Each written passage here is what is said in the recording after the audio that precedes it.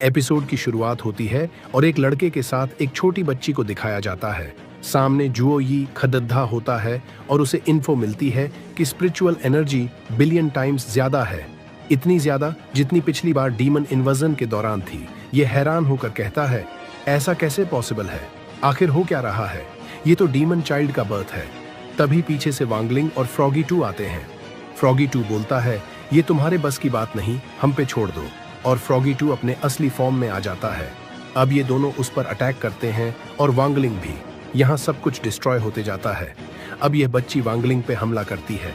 वांगलिंग बचते हुए आगे बढ़ता है और अब इस लड़के के अटैक से भी बचने लगता है। वो लड़का कहता है, असली इमोर्टल किंग मैं हूँ। तभी बैकग्राउंड में वांगलिंग की मॉम कह रही होती हैं, लिंग, एक जेंटल ओल्डर ब्रदर की तरह रहना।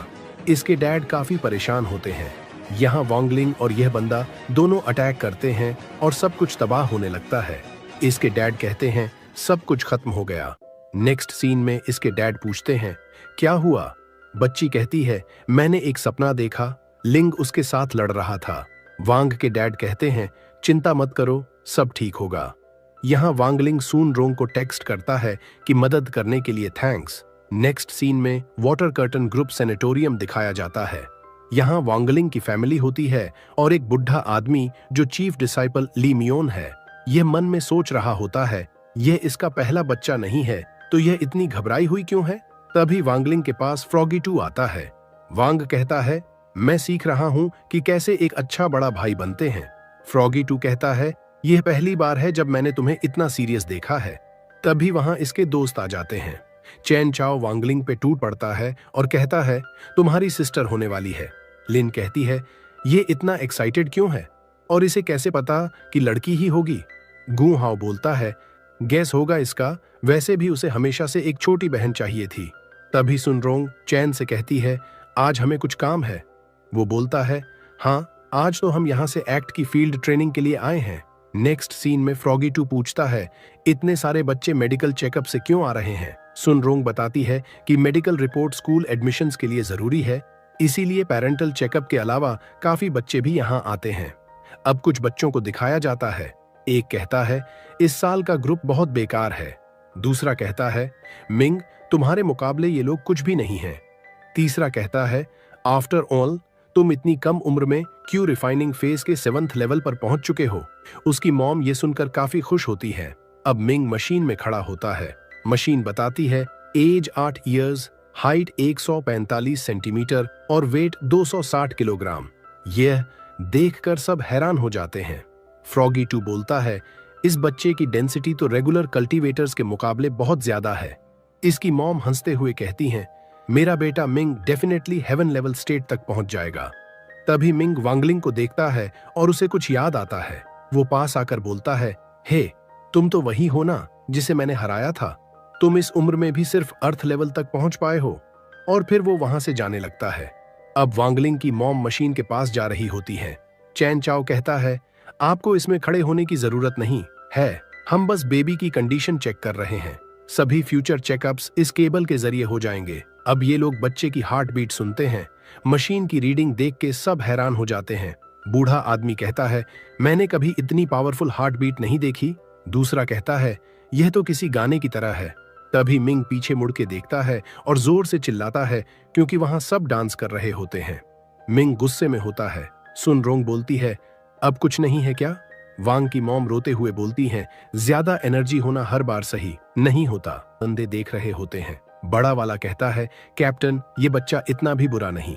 छोटा कहता है, और वो जो उस औरत के पेट में है वो भी बढ़िया है। दूसरा कहता है, लेकिन एक unborn child Lord spirit emperor के लिए यूजफुल नहीं है। छोटा कहता है, इसे रिकॉर्ड कर लेते हैं, एक दिन जरूर काम आएगा। हमारा बड़ा प्लान एक्सेप्शनल किड्स को ढूंढना है। मैं उसे पकड़ लूंगा, तुम बाहर से बैकअप देना। नेक्स्ट सीन में मिंग कह रहा होता है, मैं हार नहीं सकता, मैं एक सिटी हीरो बनूंगा, इमोर्टल मास्टर जो ई की तरह। ये देख के सब बहुत शॉक्ड होते हैं। सुन रोंग और वांगलिंग भी उसकी तारीफ करते हैं। तभी पीछे से वो बंदा आता है और मिंग को पकड़ने वाला होता है, लेकिन वांगलिंग उसे रोक लेता है। वो बंदा पूछता है, तुमने मुझे कैसे ढूंढा? वांगलिंग कहता है, तुम्हारी किलिंग इंस्टिंक्ट्स बहुत ही ऑब्वियस थीं। सून रोंग कहती है, कैमरास ऑफ हो गए हैं। और तभी वांगलिंग उसे जमीन में धंसा देता है। अब वांगलिंग की मॉम के बेबी की स्पिरिचुअल एनर्जी चेक की जाती है और तभी वहां से तेज रोशनी निकलती है, जिसे देख के सब हैरान होते हैं। गु हाओ कहता है, यह बच्चा पैदा भी नहीं हुआ और इतनी स्पिरिचुअल एनर्जी एनर्जी और बढ़ने लगती है। सब डर जाते हैं और कांच भी टूट जाता है। तभी वांगलिंग अपनी पावर यूज करके सबकी मेमोरी इरेज कर देता है। सून रोंग कहती है, तुम मेरी मेमोरी इरेज करना भूल गए। वांगलिंग कहता है, हमने प्रॉमिस किया था, याद है ना? तभी सून रोंग देखती है कि वो बंदा भाग गया है। वांगलिंग कहता है, कोई नहीं, मैंने जानबूझ के उसे जाने दिया। वो अपनी तलवार झिंके को निकालता है और बोलता है, उनका ठिकाना ढूंढो और सबको मार गिराओ। दूसरी तरफ वो बंदा कह रहा होता है, मेरी चोट ठीक क्यों नहीं हो रही, जबकि मैंने एलेक्सर भी ले लिया है। फिर वो कहता है, अगर हमें वो बच्चा मिल जाए तो वो 10 मिलियन टैलेंटेड बच्चों के बराबर होगा। मुझे उस औरत को पकड़ना होगा। उसका साथी कहता है, क्या हमें लॉर्ड स्पिरिट एम्परर को रिपोर्ट करना चाहिए? वो उसे मारता है और बोलता है, हम इतनी रात तक क्यों जागते हैं और कल्टीवेशन की प्रैक्टिस क्यों करते हैं? दूसरा कहता है, लॉर्ड स्पिरिट एम्परर को अपना हार्ट ऑफर करने के लिए। वो कहता है, नहीं बेवकूफ, ये हमारी टीम की एनुअल केपीआई के लिए है। अगर बाकी टीम को पता चल गया तो वो हमारी अचीवमेंट चुरा लेंगे।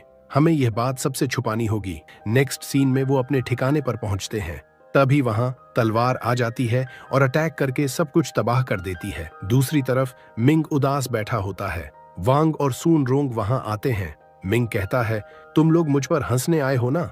इक्विपमेंट टूट चुका है, मैं अपना रिजल्ट नहीं ले सकता। वांगलिंग कहता है, वो कल तक ठीक हो जाएगा। सून रोंग उसे जुओं का स्टैचू देती है और बोलती है, जो बनना चाहते हो वो बनो। वो स्टैचू लेता है और रोते हुए भागने लगता है। जाते जाते चिल्लाता है, किसी ने तुम्हारा ओपिनियन नहीं मांगा। फिर आगे जाके कहता है, बिग ब्रो एंड सिस, मैं अपना बेस्ट दूंगा। नेक्स्ट सीन में एक अजीब जगह दिखाई जाती है।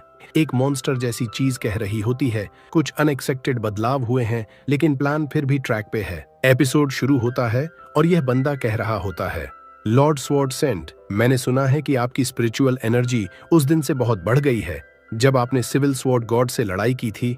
कांग्रेचुलेशंस, स्वॉर्ड सेंट शांत अंदाज में कहते हैं, बस किस्मत थी और कुछ नहीं। तभी दूसरा व्यक्ति पूछता है, लेकिन आप अब भी इतने बूढ़े क्यों दिखते हो? स्वॉर्ड सेंट जवाब देते हैं, एनर्जी बचा रहा हूं। ये आगे बढ़ ही रहे होते हैं कि अचानक कोई इन पर हमला करने की कोशिश करता है, लेकिन पीछे से एक रोबोट जैसी मशीन आता है और फौरन उसे रोक देता है। वह कहता है, शंघाई की फर्स्ट प्रिजन डिफेंस पहले से भी ज्यादा स्ट्रांग होती जा रही है।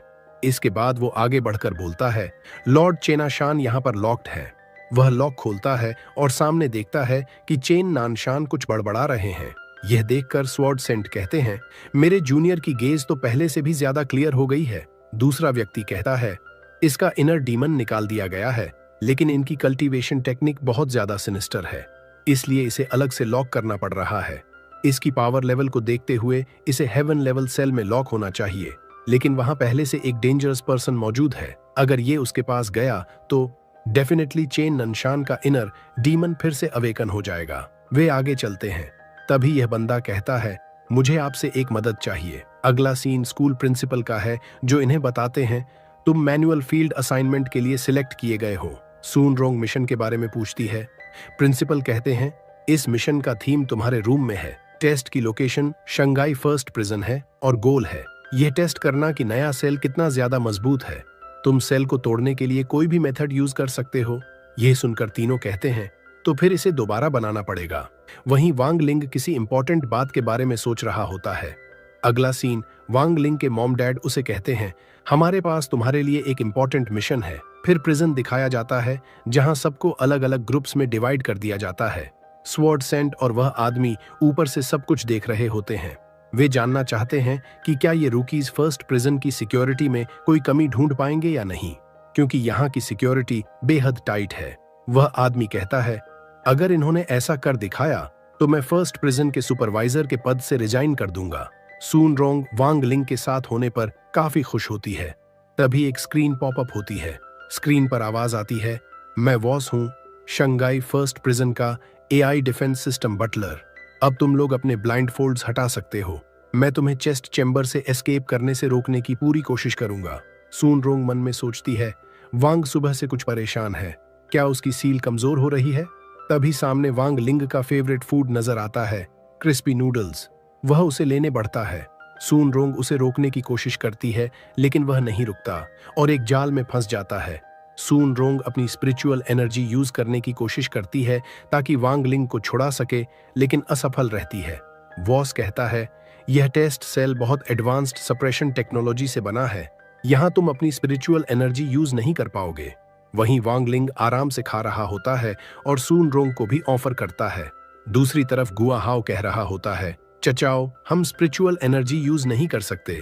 चचाओ जवाब देता है, और अगर यूज नहीं कर सकते तो खुद बनाएंगे। वह फायर एलिमेंट से स्पिरिचुअल एनर्जी क्रिएट करके अटैक करता है, लेकिन कोई असर नहीं पड़ता। वे पीछे जाकर गिर जाते हैं।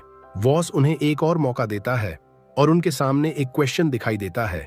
गुआ हाओ उसे देखकर कहता है, यह तो आउट ऑफ सिलेबस है, और नीचे गिर जाता है। दूसरी तरफ फ्रॉगी 2 और लिन मिलकर अटैक कर रहे होते हैं, लेकिन फिर भी कुछ नहीं होता। फ्रॉगी 2 कहता है, मेरे पास कैनन अटैक भी है। वह ऊपर चढ़ता है और अटैक करने वाला ही होता है कि तभी लिन उसे नीचे पटक देती है और कहती है, यू फॉरवर्ड। उसी समय अलार्म बजने लगता है और अनाउंसमेंट होती है, अर्थ लेवल सेल में प्रिजन ब्रेक हो रहा है। सून रोंग घबराकर पूछती है, वांग क्या हो रहा है? तभी वांग लिंग पूरे प्रिजन को उठाकर ऊपर फेंक देता है। यह देखकर वॉस चौंक जाता है, यह कैसे संभव है? वे आगे बढ़ते हैं। सून रोंग क्वेश्चन देखकर कहती है, यह डिफिकल्ट है, लेकिन मैं इसे सॉल्व कर सकती हूँ, मुझे बस 10 मिनट दो। लेकिन वांग लिंग अपनी उंगली रखता है और उसे भी तोड़ देता है। सून रोंग कहती है, यह एआई अभी भी रिकॉर्ड कर रहा है। वांग लिंग जवाब देता है, तो फिर इसे भी मिटा देते हैं। सून रोंग कहती है, यह बहुत एक्सपेंसिव है, क्यों ना मैं इससे बात करूं? वह आगे जाकर कहती है, क्या तुम प्रिटेंड कर सकते हो कि तुमने कुछ भी नहीं देखा? और डर के मारे एआई अपनी सारी मेमोरी डिलीट कर देता है। वे बाहर निकलते हैं और वही रोबोट फिर सामने आ जाता है। वह वांग लिंग को स्कैन करता है और कहता है, तुम वीकनेस से भरे हुए हो। वह वांग लिंग पर पंच मारता है, लेकिन वांग लिंग पर कोई असर नहीं होता। सिस्टम के अंदर एरर आने लगता है, उसका सिर घूमने लगता है।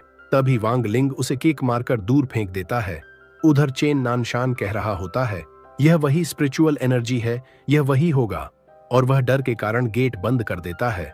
दूसरी तरफ बाकी सब भी वांग लिंग के पास पहुंच जाते हैं। सून रोंग कहती है, अब जब सब आ गए हैं तो चलो बाहर निकलते हैं। वह गेट खोलती है। वांग लिंग उसे देखकर कहता है, बहुत वार्म है। और फिर एक पास्ट सीन दिखाया जाता है जहां उसकी मॉम कहती है, मैंने और तुम्हारे डैड ने बात की है और हम चाहते हैं कि ओल्डर ब्रदर होने के नाते तुम बेबी का नाम रखो। असल में वांग लिंग सुबह से इसी इंपॉर्टेंट बात को लेकर सोच रहा होता है। बाहर आकर वह कहता है, वार्म। सून रोंग पूछती है, क्या हुआ?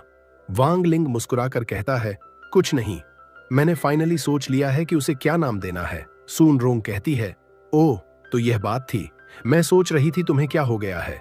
वांग लिंग बोलता है, Wang Nan, welcome to the world.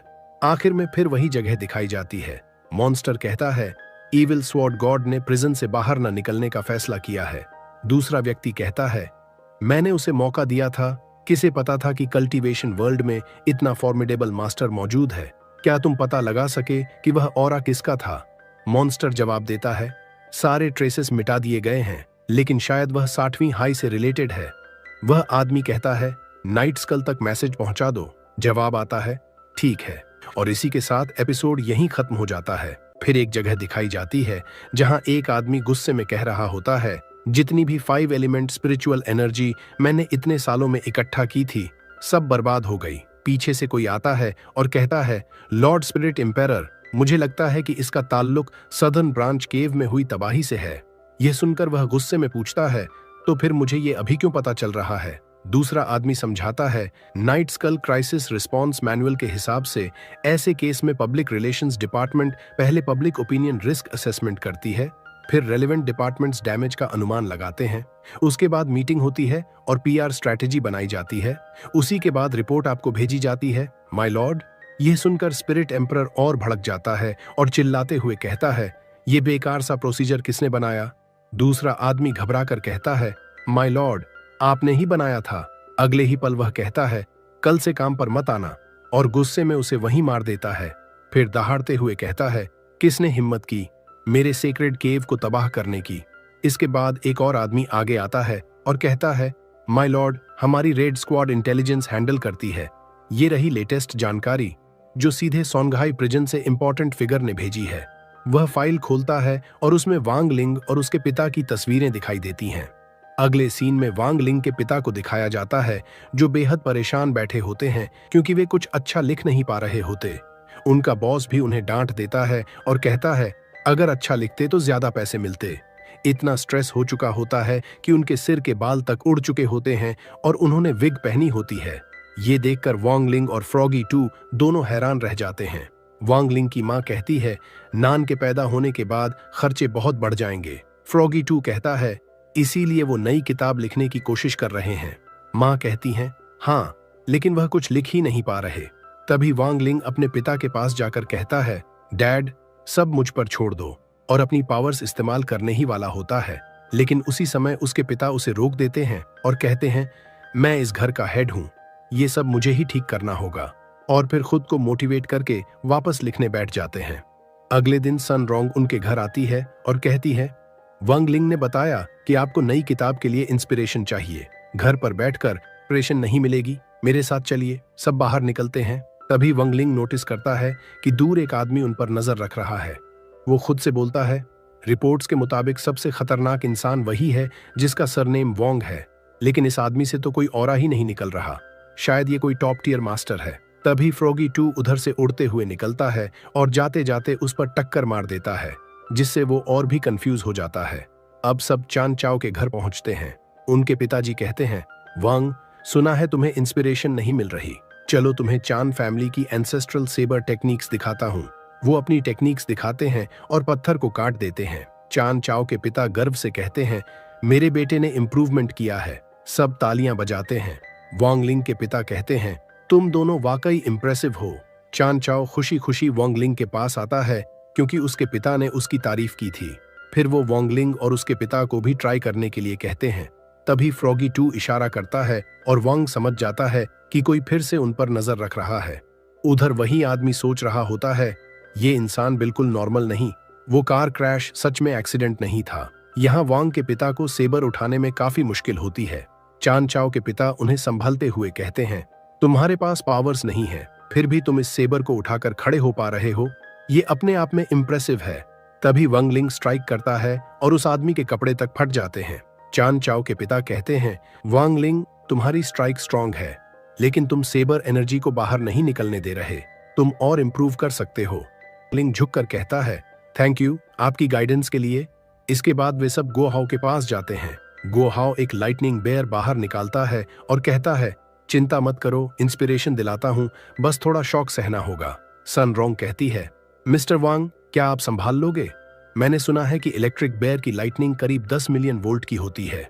यह सुनकर वांग लिंग के पिता घबरा जाते हैं। गो हाओ कहता है रिलैक्स, छोटा झटका है। लेकिन जैसे ही झटका लगता है वह उनके लिए बहुत ज्यादा निकलता है। वांग लिंग पूछता है डैड कैसा लग रहा है? वह जवाब देते हैं अब मैं बहुत इंटेलिजेंट फील कर रहा हूँ। सन रोंग कहती है चलो नेक्स्ट स्पॉट चलते हैं, लेकिन पिता कहते हैं नहीं, मुझे और शॉक्स दो। तभी ऊपर वही आदमी फिर दिखाई देता है और कहता है एक टॉप टियर स्पिरिट बीस्ट, अगर मैं इसे पकड़कर लॉर्ड स्पिरिट इंपीरियर को दे दूं तो बड़ा इनाम मिलेगा। वो कैप्चर डिवाइस फेंकता है जो सीधे उस छोटे बियर के सिर पर लगता है। बियर रोने लगता है और उसका पेरेंट गुस्से में उस आदमी पर हमला कर देता है और उसे दूर फेंक देता है। अगले सीन में सब बाहर खड़े होते हैं। वांग लिंग के पिता अब काफी एनर्जेटिक फील कर रहे होते हैं, जिसे देखकर सन रोंग खुश हो जाती है। फ्रॉगी टू मन ही मन सोचता है मैं हमेशा से सोचता हूं कि दो ऑर्डिनरी ह्यूमंस इतना एक्स्ट्रॉर्डिनरी कल्टीवेटर कैसे पैदा कर सकते हैं। अब वांग के पिता एक वुडन सोर्ड उठाते हैं और कहते हैं वांग लिंग, याद है जब तुम छोटे थे मैं तुम्हें यहीं से एक सोर्ड लाया था, पीच वुड वाली। तभी जिन के बाहर आती है और शॉक में रुक जाती है। वांग पूछते हैं क्या हुआ? लड़की गुस्से में चिल्लाती है तो तुम फाइनली आ ही गए, और उस पर हमला कर देती है। वांग लिंग तुरंत उसे रोककर पीछे धकेल देता है। वह रोते से अंदाज में कहती है मैंने तुम्हें हर जगह ढूंढा, लेकिन तुम एक बार भी मुझसे मिलने नहीं आए। सन रोंग पहचानती है और कहती है ये तो जिन के की स्कैबर्ड है। वांग लिंग कहता है काम डाउन और उसे दूर फेंक देता है। वांग लिंग के पिता आगे बढ़ते हैं। वह कहते हैं ये डेंजरस है डैड, लेकिन वह मुस्कुरा कर कहते हैं यहाँ सबसे डेंजरस तुम हो, और जिन के से बात करने आगे बढ़ते हैं। वह कहते हैं, तुम जिनके जैसी ही हो। मैं मानता हूं उसे तुमसे अलग करने में मेरी भी गलती थी। उस वक्त मैंने लिंग की फीलिंग्स के बारे में सोचा ही नहीं। अगर मैंने तुम दोनों को साथ खरीदा होता तो तुम्हें इतना दुख नहीं झेलना पड़ता। उधर वो आदमी कह रहा होता है, ये पहली बार है जब मैं किसी को 2 बार मारने में फेल हुआ हूं। इस बार पूरी रेड स्क्वाड एलीट फोर्स के साथ आया हूं। अब बचकर दिखाओ। कुछ ही देर में वे सब नीचे आकर चारों तरफ से घेर लेते हैं। तभी जिनके सीधे अपनी सिस्टर के पास जाती है और दोनों की स्पिरिचुअल वन एनर्जी एकदम से बढ़ जाती है। सोर्ड और स्कैबर्ड मर्ज होकर एक हो जाते हैं और उनकी फोर्स के कारण सभी दूर जा गिरते हैं। वांग लिंग के पिता शौक में पूछते हैं, ये क्या हुआ? वांग लिंग कामली कहता है, दोनों मर्ज हो गए हैं। सन रोंग पूछती है, फ्यूजन के बाद न्यू सोर्ड स्पिरिट का नाम क्या है? वांग लिंग जवाब देता है, जिंगबाई। वो पूछता है, सोर्ड मास्टर, इसे कैसे हैंडल करना है? वांग लिंग कहता है, ये तुम पर छोड़ता हूं, जो करना है करो, बस इसे मारना मत। और वे सब आगे बढ़ जाते हैं। पीछे जिंगबाई उन सब दुश्मनों को बुरी तरह हराता रहता है। अगले सीन में दिखाया जाता है कि वांग लिंग के पिता अब फाइनली अपनी नई बुक लिख रहे होते हैं। वह लिखते हैं, फैमिली क्या होती है? फैमिली वो होती है जो हर हाल में एक दूसरे का साथ दे, एक दूसरे को प्रोटेक्ट करे, चाहे आर्ग्यूमेंट्स क्यों ना हो।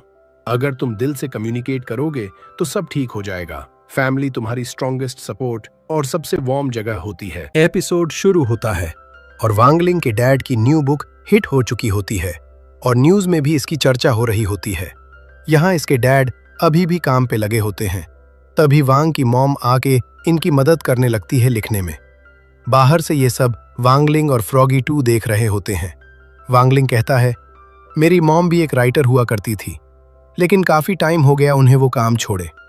नेक्स्ट सीन में यहाँ पर वांग लिंग के टीचर्स भी उसके डैड की लिखी बुक पढ़ रहे होते हैं और इसे मास्टरपीस कहते हैं। वांग जुकांग कहता है, इस बुक में जो कल्टीवेशन टेक्निक है वो मेरे मास्टर के काम से मिलती जुलती है। पान बोलती है, कहीं ये लेजेंडरी कल्टीवेटर तो नहीं, मिस्टिक एक्स स्पिरिट मदर? वांग बोलता है, उस टाइम मैं प्रैक्टिस ही कर रहा था। मिस्टिक एक्स डिवाइन टेक्निक जो मेरे मास्टर ने मुझे दी थी और मैं फ्री मोटर रन तक पहुंच गया जल्दी। पान कहती है, तो तुम उससे मिले हो? वांग कहता है, नहीं, ये बस मेरी इमेजिनेशन थी। एक्चुअली ये कल्टीवेशन टेक्निक मुझे सड़क किनारे मिली। इसमें था कि अगर तुम इसे पूरी तरीके से मास्टर कर लो तो ऑटोमेटिकली सेक्ट ज्वाइन कर लोगे। पान कहती है, सड़क किनारे मुझे वहां ऐसी चीजें क्यों नहीं मिलती? फिर बोलती है, उन्होंने कुछ सुपर एडवांस्ड कल्टीवेशन टेक्निक्स बनाई, क्या ये सच है? वांग कहता है, हाँ शायद, अगर उनसे मिलने का मौका मिलता तो मैं अपने मास्टर का शुक्रिया अदा करना चाहूंगा, लेकिन वो बहुत टाइम से गायब है। दूसरी तरफ यहाँ पर ये बंदा भी इस बुक को पढ़ रहा होता है और कहता है, इसमें जो मिस्टिक एक्स स्पिरिट मदर का स्टाइल है बहुत बढ़िया है। तभी यहाँ ये दूसरा बंदा आता है। इसका लॉर्ड बोलता है, मैंने ये नवेल पढ़ी है अभी। इसका राइटर शायद legendary cultivator mistake x spirit mother से कनेक्टेड है। ये मॉन्सर कहता है, इस बुक के ऑथर को मैं जानता हूं।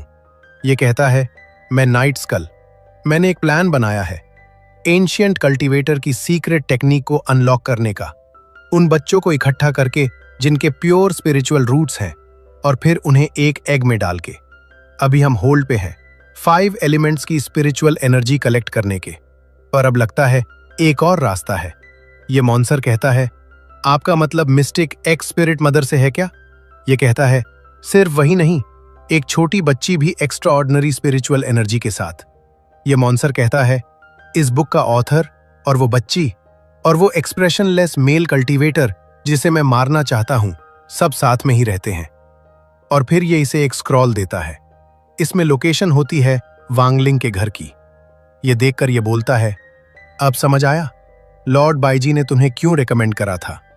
ये मॉन्सर कहता है, और क्या जानना चाहते हैं आप? ये बोलता है, मुझे 60वीं हाई के बारे में सब कुछ बताओ। ये मॉन्सर कहता है, आप क्या करने का सोच रहे हो? ये बोलता है, मेरे पास एक ध्यान भटकाने का तरीका है। नेक्स्ट सीन में वांग क्लास में इन्हें पढ़ा रहा होता है और कहता है, आज मैं तुम्हें एक लेजेंडरी कल्टीवेटर के बारे में बताऊंगा, मिस्टिक एक्स स्पिरिट मदर। ये सुन के सभी आपस में बोलने लगते हैं और कहते हैं, इसके बारे में कभी सुना नहीं। वांग बताता है कि वो एक जीनियस थी जिन्होंने कल्टीवेशन टेक्निक्स बनाई इमॉर्टल आर्ट्स पे बेस्ड। उन्होंने मिस्टिक एक्स डिवाइन टेक्निक भी बनाई। सुनो, पूछती है, ये कैसी टेक्निक है? वांग बोलता है, मिस्टिक मतलब घोस्टली। जैसे कि नाम से पता चलता है, ये एक आर्किन टेक्निक है जो एसोटेरिक एड्स पर फोकस्ड है।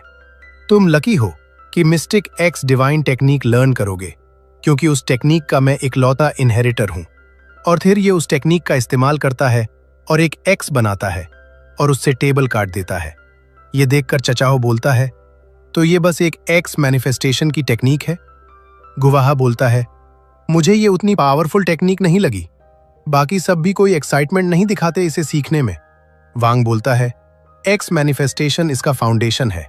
ये इस टेक्निक का फर्स्ट लेवल है। तुम सबको ये मास्टर करना होगा ग्रेजुएशन से पहले। तुम्हारी स्पेस और एनर्जी जैसी होगी, उस हिसाब से ये हर किसी की डिफरेंट होगी टेक्निक। नेक्स्ट सीन में ये बाहर पर होते हैं।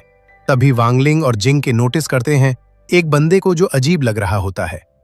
वांग कहता है, फिलहाल इस पर नजर रखते हैं, आगे जाके इन पर कोई हमला करता है। वांगली सोड्रोम को बचा लेता है और ये ब्लश करने लगती है। लेकिन आगे इस हमले की चपेट में चैन, चचाऊ और गुवाहा आ जाते हैं। सुनड्रोम सभी mistake x divine technique use करने लगती है और इन्हें छुड़ा। तभी इन पे फिर से हमला होता है और चचाओ और गुवाहो फिर पकड़े जाते हैं। वांगलिंग इस फेदर को पकड़ के वापस से उसी बंदे की तरफ फेंक देता है और ये बंदा पकड़ा जाता है। सून रॉन्ग मन में कह रही होती है, वांगलिंग की एक्स कैसी होगी, वैसे उसे उसकी जरूरत भी नहीं है। दूसरी तरफ यहाँ पर एक रूम में कुछ आवाजें आ रही होती हैं। दो बंदे बाहर आकर गिरते हैं और ये कहते हैं, तो तुम उस टेक्निक को यूज कर सकते हो। अंदर से वांग निकलता है और कहता है, तो तुम यहाँ मिस्टी एक्स एक्स डिवाइन टेक्निक के लिए आई हो। दूसरी तरफ यहाँ पर ये लोग जो है स्टूडेंट से लड़ रहे होते हैं और इन पे भारी पड़ रहे होते हैं। तभी एक बंदा खड़ा होता है और इसमें से एनर्जी बाहर निकलने लगती है काफी। ये देखकर एनिमी बोलता है, ये बंदा खतरनाक लग रहा है। ये एक बंदे से कहता है, मेरे सर के पीछे की चेन खोलने में मदद करो। ये ऐसा ही करता है। ये बंदा बोलता है, ऑथर की secret technique devil muscle transformation. और ये बाहर निकलता है और इसकी बॉडी आ जाती है काफी ज्यादा। ये सब मिलके एक साथ अब इस पर अटैक करते हैं और ये फिर पकड़ा जाता है। पीछे से बच्चे बोलते हैं, हमें लगा था ये इसका अल्टीमेट एवोल्यूशन है। तभी यहाँ पर वांग आ जाता है और सबसे बोलता है, इनसे डरने की जरूरत नहीं, जो टेक्निक मैंने तुम्हें आज सिखाई उसे इस्तेमाल करो। और सभी एक्स टेक्निक को यूज करने लगते हैं और इन पे हमला कर देते हैं।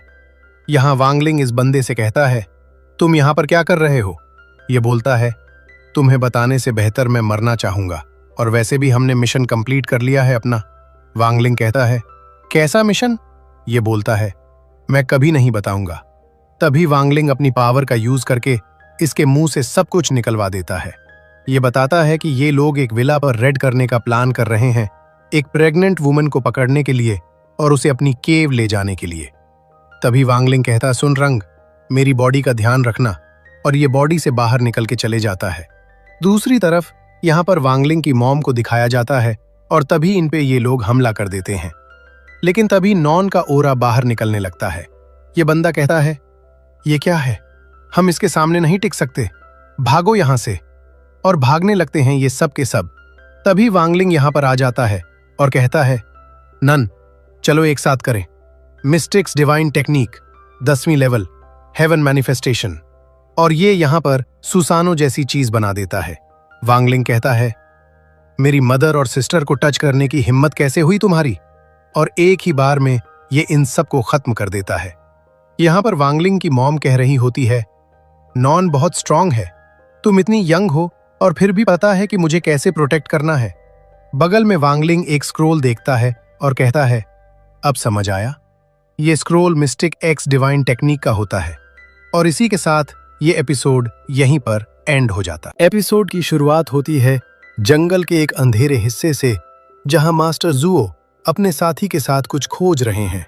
दोनों आगे बढ़ते हैं और एक पुराना कॉफिन खोलते हैं। लेकिन तभी पीछे से एक खतरनाक आवाज आती है, क्या ढूंढ रहे हो? ये वही मिस्टीरियस बंदा है जो पहले दिखाया गया था, नाइट स्कल का वाइस प्रेसिडेंट। दोनों तुरंत वहां से भागने की कोशिश करते हैं, लेकिन ये इतना पावरफुल है कि मास्टर जुओ को आसानी से पकड़कर दूर फेंक देता है। जब उनकी साथी पीछे मुड़कर देखती है तो ये बंदा उसके सामने भी आ जाता है और कहता है, अब तुम्हारी बारी है। मास्टर जुओ हार नहीं मानते और स्वॉर्ड से काउंटर अटैक करते हैं, पर ये विलन इतना स्ट्रांग है कि स्वॉर्ड को बीच में ही रोक देता है और दोनों को दूर फेंक देता है। अब दोनों वॉरियर्स एक मैजिकल पैन में ट्रांसफॉर्म हो जाते हैं। विलन हंसते हुए बोलता है, पैन स्टैंड इन टेक्निक? तो इमॉर्टल आर्ट टास्क फोर्स सिर्फ इतना ही कर सकते हैं क्या? पैथेटिक। वो वांग लिंग के घर की तस्वीर देखता है और एक खतरनाक मुस्कान के साथ कहता है, अगली बारी तुम्हारी है वांग लिंग। अगले सीन में मास्टर जुओ मिनिस्टर के सामने पूरी सिचुएशन एक्सप्लेन कर रहे हैं। मास्टर जुओ, मिनिस्टर, ये वो इविल ऑर्गेनाइजेशन है जिससे हम कल रात लड़े। नाइट्स कल नाम है इनका। इनका वाइस प्रेसिडेंट है दुलान। इन्वेस्टिगेशन के बाद पता चला कि हाल ही में फर्स्ट प्रिजन में हुई तबाही, स्कूल में हुआ अटैक, पिछले कुछ सालों में गायब हुए बच्चे, सबके पीछे इसी ऑर्गेनाइजेशन का हाथ है। मिनिस्टर पूछते हैं, उसका कल्टीवेशन रेल्म क्या है? मास्टर जुओ का जवाब सुनकर सब शॉक्ड हो जाते हैं। 9th level pinnacle stage free immortal master, इतना पावरफुल है कि हम उसका ऑरा भी सेंस नहीं कर पाए। टेंस सिचुएशन में मिनिस्टर को एक इंपॉर्टेंट कॉल आती है। कॉल के बाद वो डिसीजन लेते हैं और मास्टर जुओ को नाइट स्कल इन्वेस्टिगेशन यूनिट का हेड अपॉइंट कर देते हैं। मिनिस्टर कहते हैं, हमें ऐसी डेंजरस ऑर्गेनाइजेशन को जड़ से खत्म करना होगा। और तभी मिनिस्टर की डेस्क पर मास्टर जुओ की नजर पड़ती है, वांग लिंग के डैड की बुक पर। यह क्या कनेक्शन है? अगले सीन में टीचर वांग कुछ सोच में डूबे हुए दिखते हैं। तभी जियांग वहां आती है और पूछती है, ये लीव एप्लीकेशन किसकी है? टीचर वांग बताते हैं, वांग लिंग की है। कल के अटैक की वजह से वो ठीक नहीं है। वो हमेशा से कमजोर रहा है। वो फील करते हुए कहते हैं, इसके जिम्मेदार हम भी हैं कि यह सब हुआ। इसीलिए मैं कल उसके घर जाने का सोच रहा हूं। फिर टॉपिक बदलते हुए पूछते हैं, वैसे उस चीज का क्या हुआ जो मैंने तुमसे मांगी थी? जियांग एक स्क्रोल ओपन करती है। ये रही वो इन्फॉर्मेशन। मुझे पता है तुम अपने मास्टर को ढूंढ रहे हो। क्या तुम्हें लगता है वांग लिंग के पेरेंट्स तुम्हारे मास्टर से कनेक्टेड होंगे? टीचर वांग एडमिट करते हैं, सालों से मैं उन्हें कन्विंस कर रहा हूं कि रिटायरमेंट से वापस आ जाओ। जियांग, इस इन्फॉर्मेशन को लाने में मुझे बहुत मेहनत लगी। क्या तुम मेरे लिए भी मास्टर वांग झे का ऑटोग्राफ ला सकते हो? टीचर वांग खुश होकर उसे हग कर लेते हैं। तुमने शानदार काम किया। दूसरी तरफ मास्टर जुओ ने वांग लिंग को सूचित कर दिया है कि टीचर वांग उनके घर आ रहे हैं। फ्रॉगी होकर बोलता है, वो यहां जरूर तुम्हारी रियल आइडेंटिटी पता करने आ रहे हैं। वांग लिंग ने अपनी फैमिली को प्रोटेक्ट करने के लिए स्कूल से छुट्टी ली है। अब वो टेंशन में है। अगर टीचर वांग ने सच जान लिया तो? तभी उसकी मॉम फ्रूट्स लेकर आती हैं। वांग लिंग एक फिलोसॉफिकल सवाल पूछता है, मॉम, क्या आप एक नॉर्मल लेकिन पीसफुल लाइफ जीना चाहोगी, या फिर ऐसी लाइफ जो हिस्ट्री में छाप छोड़ जाए? मॉम बिना सोचे जवाब देती हैं, मैं जरूर नॉर्मल और पीसफुल लाइफ को चुनूंगी। मैं खुश रहूंगी अगर तुम और नुआन साथ हो तो। बस इतना ही चाहिए मुझे। मॉम के जाने के बाद वांग लिंग होकर एक मिस्टीरियस बुक निकालता है। लगता है मदद बुलानी पड़ेगी। टीचर वांग अराइव करते हैं वांग लिंग के घर पर और मन में सोच रहे होते हैं, आई होप मेरी फीलिंग सही निकले। अंदर आकर वांग लिंग और उसकी मॉम उनका वार्म वेलकम करती हैं। सब बैठते हैं और टीचर वांग अपनी डिटेक्टिव मोड में चले जाते हैं। सिर्फ spiritual queen body refinement phase?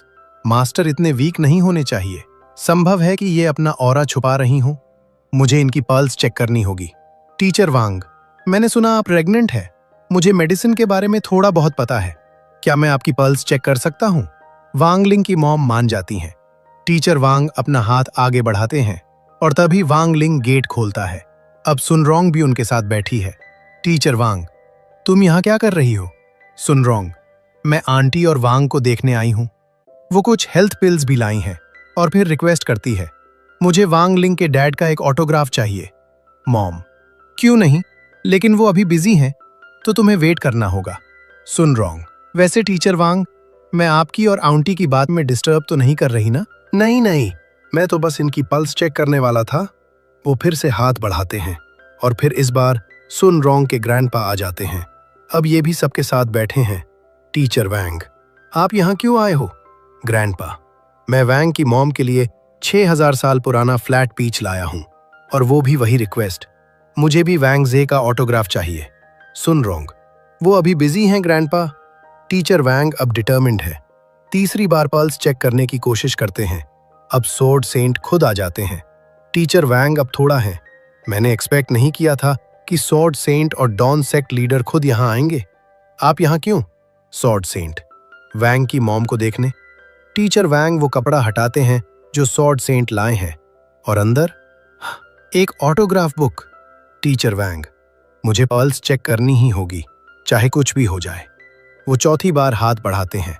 Master जू और मिनिस्टर खुद वहां पहुंच जाते हैं। अब पूरा लिविंग रूम वीआईपी गेस्ट्स से भरा हुआ है। मास्टर जू को देखकर, तुम यहां? टीचर वांग, मैं ऑटोग्राफ के लिए आया हूं। मिनिस्टर, आप सबको इतना फॉर्मल होने की जरूरत नहीं है। क्यों ना हम सब मेडिटेट करें और वांग झ का वेट करें। और फिर पूरा सीन दिखाया जाता है। सभी पावरफुल कल्टीवेटर्स मेडिटेशन में बैठे हैं और बीच में टीचर वांग उदास मुंह लटकाए बैठे हैं। कहीं दूर एक कॉफिन दिखाया जाता है। अंधेरे में से नाइट स्कल का वाइस प्रेसिडेंट निकलता है, अपने वेपन्स के साथ रेडी। सब मारे जाएंगे। वांग लिंग, तुम्हारा अंत आ गया है। वो कॉन्फिडेंट स्ट्राइड के साथ गेट खोलता है और फिर पूरा सीन फ्रीज हो जाता है। उसके सामने master Zhuo, minister sword saint, don sect leader Sun Rong का ग्रैंडपा, टीचर वांग और सब के सब उसे घूर रहे हैं। विलन, हाँ, लगता है मैं गलत घर में आ गया। वो तुरंत गेट बंद कर देता है, फिर से खोलता है और सब अभी भी उसे देख रहे हैं। वांग लिंग पीछे से, अब आ ही गए हो तो अंदर क्यों नहीं आते? मास्टर जू, ये तो नाइट स्कल का वाइस प्रेसिडेंट है। इमीडिएटली स्वॉर्ड सेंट और मास्टर जू अटैक कर देते हैं। विलन भाग निकलता है वहां से और सभी पावरफुल मास्टर्स उसके पीछे भागते हैं। वो उस बॉक्स को खोलते हैं जो सुन रोंग का ग्रैंडपा लाया था और खाने लगते हैं। ये कौन लाया? टेस्ट अच्छा नहीं है। वो एक लेजेंडरी ट्रेजर को ऐसे खा रहे हैं जैसे कोई नॉर्मल स्नैक हो। तभी वांग लिंग की मॉम आती हैं। इन सबको ऑटोग्राफ दे दो ना। वांग झ 2 ऑटोग्राफ बुक्स साइन कर देते हैं। टीचर वांग, मैं यहाँ क्या करने आया था? खैर छोड़ो, मिशन तो पूरा हुआ। दूसरी तरफ वो विलन भागता हुआ दिखाया जाता है। फाइनली मैं निकल गया उस हॉरर हाउस से। लेकिन तभी एक मैजिक फिगर अचानक आता है और उसे एक हाथ से पकड़ लेता है। तुम तो वही हो। मिस्टीरियस फिगर, माफ करना, मैं रहमदिल नहीं हूं उसकी तरह। और वो उसे इंस्टेंटली गायब कर देता है। फिर बोलता है, एक pinnacle level free immortal realm cultivator, तुम्हारी हिम्मत कैसे हुई किंग के सामने इतना एरोगेंटली एक्ट करने की? और वो भी मिस्टीरियसली गायब हो जाता है। एक आदमी टेंसली कुछ चेक कर रहा है। टिलिन की ऑरा कंप्लीटली गायब हो गई है। ये कैसे पॉसिबल है? तभी दूसरा आदमी तेजी से रूम में एंटर करता है। पर्सन 2 वाइस प्रेसिडेंट विला की तरफ गए थे उस बेबी को कैच करने, लेकिन अभी तक वापस नहीं आए।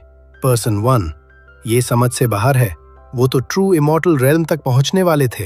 अगर वो मर भी गए होते तो भी उनकी ऑरा का कोई ट्रेस तो बचना चाहिए था। पर्सन 2 उनका मिशन अभी इनकम्प्लीट है। पर्सन 1 तो अब तुम्हें वो मिशन कंप्लीट करना होगा। पर्सन 2 लेकिन मुझे तो लॉर्ड बाईजी को रेस्क्यू करने की रिस्पॉन्सिबिलिटी मिली है। पर्सन 1 टेंशन मत लो, वो काम मैं संभल लूंगा। सीन चेंज होता है। एक ह्यूज अरीना जहां थाउजेंड्स ऑफ लोग गैदर्ड हैं। हर डायरेक्शन से कल्टीवेटर्स आए हुए हैं।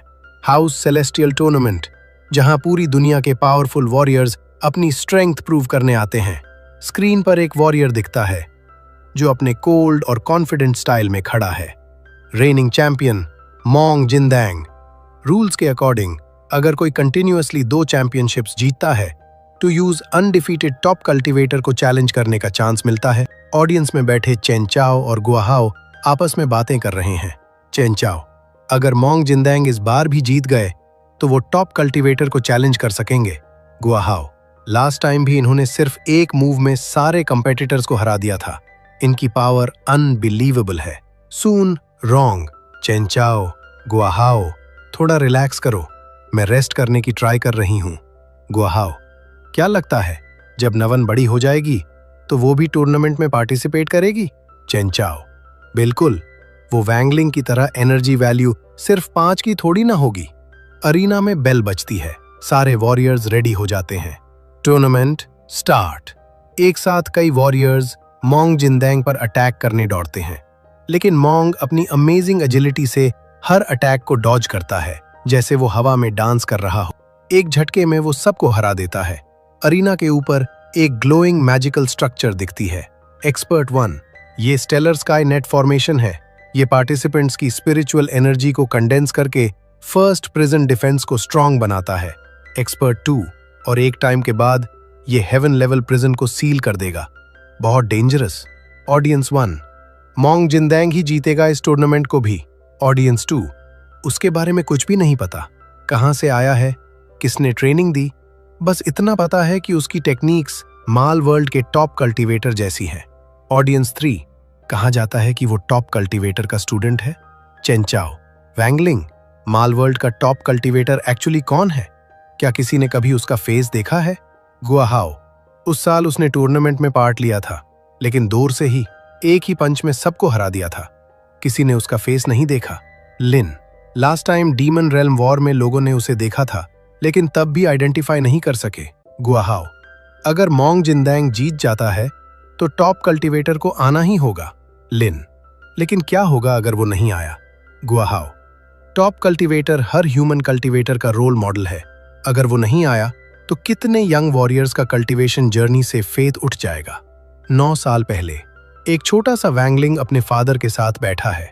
उसके फादर एक तालिस्मान बना रहे हैं। वांग के फादर, लिंगलिंग, तुम्हें अपनी पावर्स को कंट्रोल करना सीखना होगा। शायद तुम्हें कोई अच्छा मास्टर मिल जाए। छोटा वैंगलिंग विंडो से बाहर टूर्नामेंट का पोस्टर देखता है। उसकी आईज में स्पार्क आ जाती है। वैंगलिंग, वहां, शायद मुझे मेरा मास्टर मिल जाए। पोस्टर का सीन चेंज होता है। बिना किसी को पता चले वैंगलिंग ने सबको हरा दिया और टॉप कल्टीवेटर का टाइटल जीत लिया।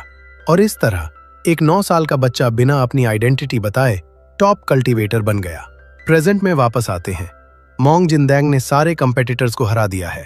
तभी एक नया कंपेटिटर आता है, सेज एज योर ड्रैगन, जो सेलेस्टियल रैंकिंग में 6th पोजीशन पर है। सेज एज योर ड्रैगन, मुझे हराना इतना इजी नहीं, लेकिन मोंग जिंदेंग एक ही मूव में उसे भी हरा देता है। तभी डॉन सेक लीडर अरीना में जंप करता है। डॉन सेक लीडर, मोंग जिंदेंग, मैं तुम्हें हराऊंगा। मोंग जिंदेंग, मुझे सिर्फ टॉप कल्टीवेटर से लड़ना है, तुम मेरे लेवल के नहीं हो। सेक लीडर, मुझे अंडर एस्टिमेट मत करो। मोंग जिंदेंगे, सुनो, मैं टॉप कल्चरवेटर का स्टूडेंट नहीं हूँ। मैंने हर दिन 20 किलोमीटर माउंटेन्स पर क्लाइंबिंग की है, पानी ढोया है, 1000 बार लकड़ियां काटी हैं, 1000 पुशअप्स किए हैं। मैंने खुद को तोड़ा है, सिर्फ इसलिए ताकि टॉप कल्टीवेटर को चैलेंज कर सकूं। सेक लीडर गुस्से में मोंग पर हेवी अटैक करता है, लेकिन मोंग की डिफेंस वॉल इम्पेनिट्रेबल है। सेक लीडर, हाँ। मोंग जिंदेंग, ये तुम्हारी पूरी पावर है? एक पावरफुल पंच मारकर मोंग सेक लीडर को दूर फेंक देता है। सेक लीडर और गुस्से में आकर एक ह्यूज स्टोन को स्काई से नीचे गिराने की कोशिश करता है, लेकिन मोंग एक ही मूव में उसे चूर चूर कर देता है। ये कैसे पॉसिबल है? मोंग जिंदेंग, अब रेस्ट करो। वो सेक लीडर को ग्राउंड पर पटक देता है। पूरा अरीना साइलेंट है। चेंचाओ, ये ह्यूमन भी है या कुछ और? गुआहाओ, इसकी स्ट्रेंथ इनह्यूमन है। सून रॉन्ग, अगर वैंगलिंग इसमें पार्टिसिपेट करता तो ये टूर्नामेंट आधे दिन में नहीं, आधे घंटे में खत्म हो जाता। तभी अनाउंसमेंट होती है, एक और कंपेटिटर ने एंट्री की है। उनका नाम है मास्टर क्रिस्पी नूडल्स। पूरा अरीना लाफ्टर से गूंज उठता है। गुआहाओ, क्रिस्पी नूडल्स, ये क्या नाम है? एक और वीक कंपेटिटर लग रहा है। कुछ दिन पहले वैंगलिंग और जोजी आपस में बात कर रहे हैं। वैंगलिंग, मैं टूर्नामेंट में लड़ूंगा, लेकिन अपनी रियल आइडेंटिटी हाइड करके। जोजी, मास्टर, आपको 9 साल की एज में ही टॉप कल्टीवेटर का टाइटल मिला था। आप अपनी रियल आइडेंटिटी अभी रिवील नहीं कर सकते। वैंगलिंग, इसलिए मैं रियल सेपरेशन का यूज करूंगा। मोंग जिंदेंग को हराना है। जोजी, मैं सारी डॉक्यूमेंटेशन संभाल लूंगा, लेकिन एक नाम चाहिए। वैंगलिंग, मास्टर क्रिस्पी नूडल्स। प्रेजेंट में वापस अरीना के बीच 2 वॉरियर्स आमने सामने खड़े हैं। Mong Jindeng, unbeaten champion. Master crispy noodles, Wang Ling का क्लोन, मिस्टीरियस चैलेंजर। टेंशन हवा में फ्लोट कर रहा है। फाइनल मैच शुरू होने वाला है। एपिसोड की शुरुआत होती है जब मास्टर जुओ फर्स्ट प्रिजन में एंट्री लेते हैं। वो गार्ड से कहते हैं, मिनिस्टर ने मुझे यहाँ इंस्पेक्शन करने भेजा है। बताओ सिक्योरिटी कैसी है? गार्ड्स रिप्लाई करते हैं, सिक्योरिटी एकदम परफेक्ट है सर। बाईजी जैसा पावरफुल बंदा भी यहाँ से एस्केप नहीं कर सकता। मास्टर जू अंदर बढ़ते हैं और कहते हैं, मैं यहाँ डिफेंसेस स्ट्रॉन्ग करने आया हूँ। वो अपना लैपटॉप खोलकर कुछ टाइप करने लगते हैं। अचानक प्रिजन के रोबोट में एक स्ट्रेंज साइन बन जाता है और वो रोबोट अपने असली रूप में ट्रांसफॉर्म हो जाता है। ये देखकर दोनों गार्ड्स की तो जान ही निकल जाती है। रोबोट बोलता है, लॉर्ड बाईजी, मैं आ गया। प्लॉट ट्विस्ट, मास्टर जो एक्चुअली बाईजी को फ्री कराने आया था। ये एक इनसाइड जॉब थी। दूसरी तरफ जिंगडंग के सामने खड़े हैं मास्टर क्रिस्पी नूडल्स। जिंगडंग डिक्लेयर करता है, मुझे सिर्फ टॉप कल्टीवेटर में इंटरेस्ट है, और वो फुल पावर से अटैक करता है। मास्टर क्रिस्पी नूडल्स अपनी जगह से हिलते तक नहीं। जिंगडंग की आंखें फटी की फटी रह जाती हैं। वो फिर से अटैक करता है और करता ही जाता है, बट मास्टर क्रिस्पी नूडल्स को स्क्रैच तक नहीं आती।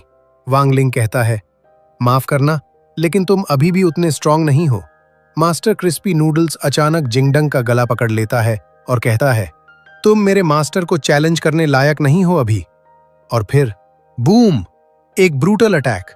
जिंगडंग जमीन पर जाकर गिरता है। मास्टर क्रिस्पी नूडल्स कहते हैं, तुम बहुत कमजोर हो, और वो जाने लगते हैं। लेकिन जिंगडंग हार मानने वालों में से नहीं है। वो मास्टर क्रिस्पी नूडल्स का पैर पकड़ लेता है। फिर वो हवा में उड़कर एक पावरफुल पाम अटैक से हमला करता है, बट मास्टर क्रिस्पी नूडल्स इसे एक उंगली से ही रोक देते हैं। इधर मास्टर जू ऑब्जर्व कर रहे होते हैं। इनकी फाइट ने बहुत ज्यादा स्पिरिचुअल एनर्जी दे दी है स्टेलर स्काई नेट फॉर्मेशन को। मास्टर क्रिस्पी नूडल्स उस पाम अटैक के टुकड़े टुकड़े कर देते हैं और जिंगडंग के पेट पर एक डेवास्टेटिंग किक मारते हैं। जिंगडंग दूर जाकर गिरता है। उसके मुंह से खून निकलने लगता है। वो कहता है, ऐसा नहीं होना चाहिए था। क्रिस्पी नूडल्स कहते हैं, तुम स्ट्रांग हो, लेकिन मुझे नहीं लगता मॉर्टल वर्ल्ड की पास्ट बैटल्स में मैं तुमसे कभी मिला हूं। अब हमें दिखाया जाता है जिंगडंग का इमोशनल पास्ट। एक बूढ़े मास्टर अपने डाइंग मोमेंट्स में जिंगडंग से कहते हैं, जिंगडंग, तुमने बहुत मेहनत की है। अब मेरा टाइम पूरा होने वाला है और मेरे पास तुम्हें सिखाने को अब कुछ नहीं बचा। तुम एक गिफ्टेड चाइल्ड हो जो मल्टीवर्स की आइज के साथ पैदा हुआ है। इस पावर से सभी लिविंग बीइंग्स की हेल्प करना। अब से तुम्हें सब अकेले ही करना पड़ेगा। यंग जिंगडंग प्रॉमिस करता है, मास्टर, मैं याद रखूंगा। प्रेजेंट में वापस आते हुए जिंगडंग अपनी स्टोरी बताता है, मेरे मास्टर के मरने के बाद मैंने और भी ज्यादा मेहनत की। मल्टीवर्स की आइज के साथ मैं पैरेलल डायमेंशंस में जाकर प्रैक्टिस करता था। उस दिन मैंने डैमन इन्वेजन देखा था और मैं वापस आया, लेकिन टॉप कल्चरिवेटर ने मुझे वहां भी हरा दिया। मास्टर क्रिस्पी नूडल्स समझ जाते हैं, तो इसीलिए तुम्हें टॉप कल्चरिवेटर चाहिए। जिंगडंग, हाँ, मैं उससे मिलना चाहता था, लेकिन मैंने साइबर बुलिंग एक्सपेक्ट नहीं की थी जब फर्स्ट टाइम टूर्नामेंट ज्वाइन किया। क्रिस्पी नूडल्स कहते हैं, तुमने अपनी तरफ से सब कुछ किया, लेकिन ये टूर्नामेंट से कुछ प्रूव नहीं होगा कि तुम कौन हो। जिंगडंग बोलता है, मेरा गोल सभी लिविंग बीइंग्स को बचाना है और मैं टॉप कल्चरिवेटर की शैडो में नहीं रहना चाहता। और वो पूरी ताकत से अटैक करता है, लेकिन मास्टर क्रिस्पी नूडल्स आसानी से रोक देते हैं और उसे नीचे पटक देते हैं। दूसरी तरफ वांगलिंग की मॉम को हॉस्पिटल लाया गया है। सभी बाहर वेट कर रहे हैं। वांगलिंग कहता है, मैं वॉशरूम जा रहा हूँ। चेन चाओ और गुओ हुओ बोलते हैं, डोंट वरी, अब हम नुआन को प्रोटेक्ट करेंगे।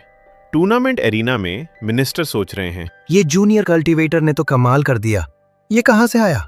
क्या आजकल यंग कल्टीवेटर्स सच में इतने पावरफुल हैं? तभी एक गार्ड दौड़ता हुआ आता है। मिनिस्टर, शंघाई फर्स्ट प्रिजन पर अटैक हुआ है। मिनिस्टर, क्या? किसने किया? गार्ड, मास्टर जुओ ने ही। मास्टर जुओ, मैंने? उधर प्रिजन में वो मिस्टीरियस बांदा सक्सेसफुली लॉर्ड बाईजी को फ्री करा चुका होता है। हॉस्पिटल में वो बांदा एंट्री लेता है और उसका स्पिरिचुअल प्रेशर इतना इंटेंस है कि चेन चाओ और गुओ हुओ हिल तक नहीं पाते। लिन और सुन रोंग भी कंप्लीटली फ्रीज हो जाते हैं। सुन रोंग सोचती है, वांग, तुम कहां हो? मीनवाइल नुआन पैदा हो चुकी होती है, लेकिन अचानक मिस्टीरियस हैंड्स अपीयर होते हैं और सभी डॉक्टर्स बेहोश होने लगते हैं। लॉर्ड बाईजी भी फ्री हो चुका होता है। एक जोरदार ब्लास्ट होता है। टूर्नामेंट अरीना में एक विशाल होल बन जाता है। वो बांदा खुशी से पागल हो रहा होता। ये बच्चे की रोने की आवाज क्या है? तभी वांग लिंग उसके बगल में मटीरियलाइज हो जाता है और कहता है, वो मेरी छोटी बहन है। अचानक एक विशाल हाथ आता है और उस बंदे को खींच कर ले जाता है। वांगलिंग उससे सवाल करता है, तुम मेरी बहन को चुराने का सोच रहे थे ना? तुम्हें क्या लगा हम नोटिस नहीं करेंगे? बंदा होकर पूछता है, तुम कौन हो? वांगलिंग इंट्रोड्यूस करता है, शागा 60 हाई से वांगलिंग।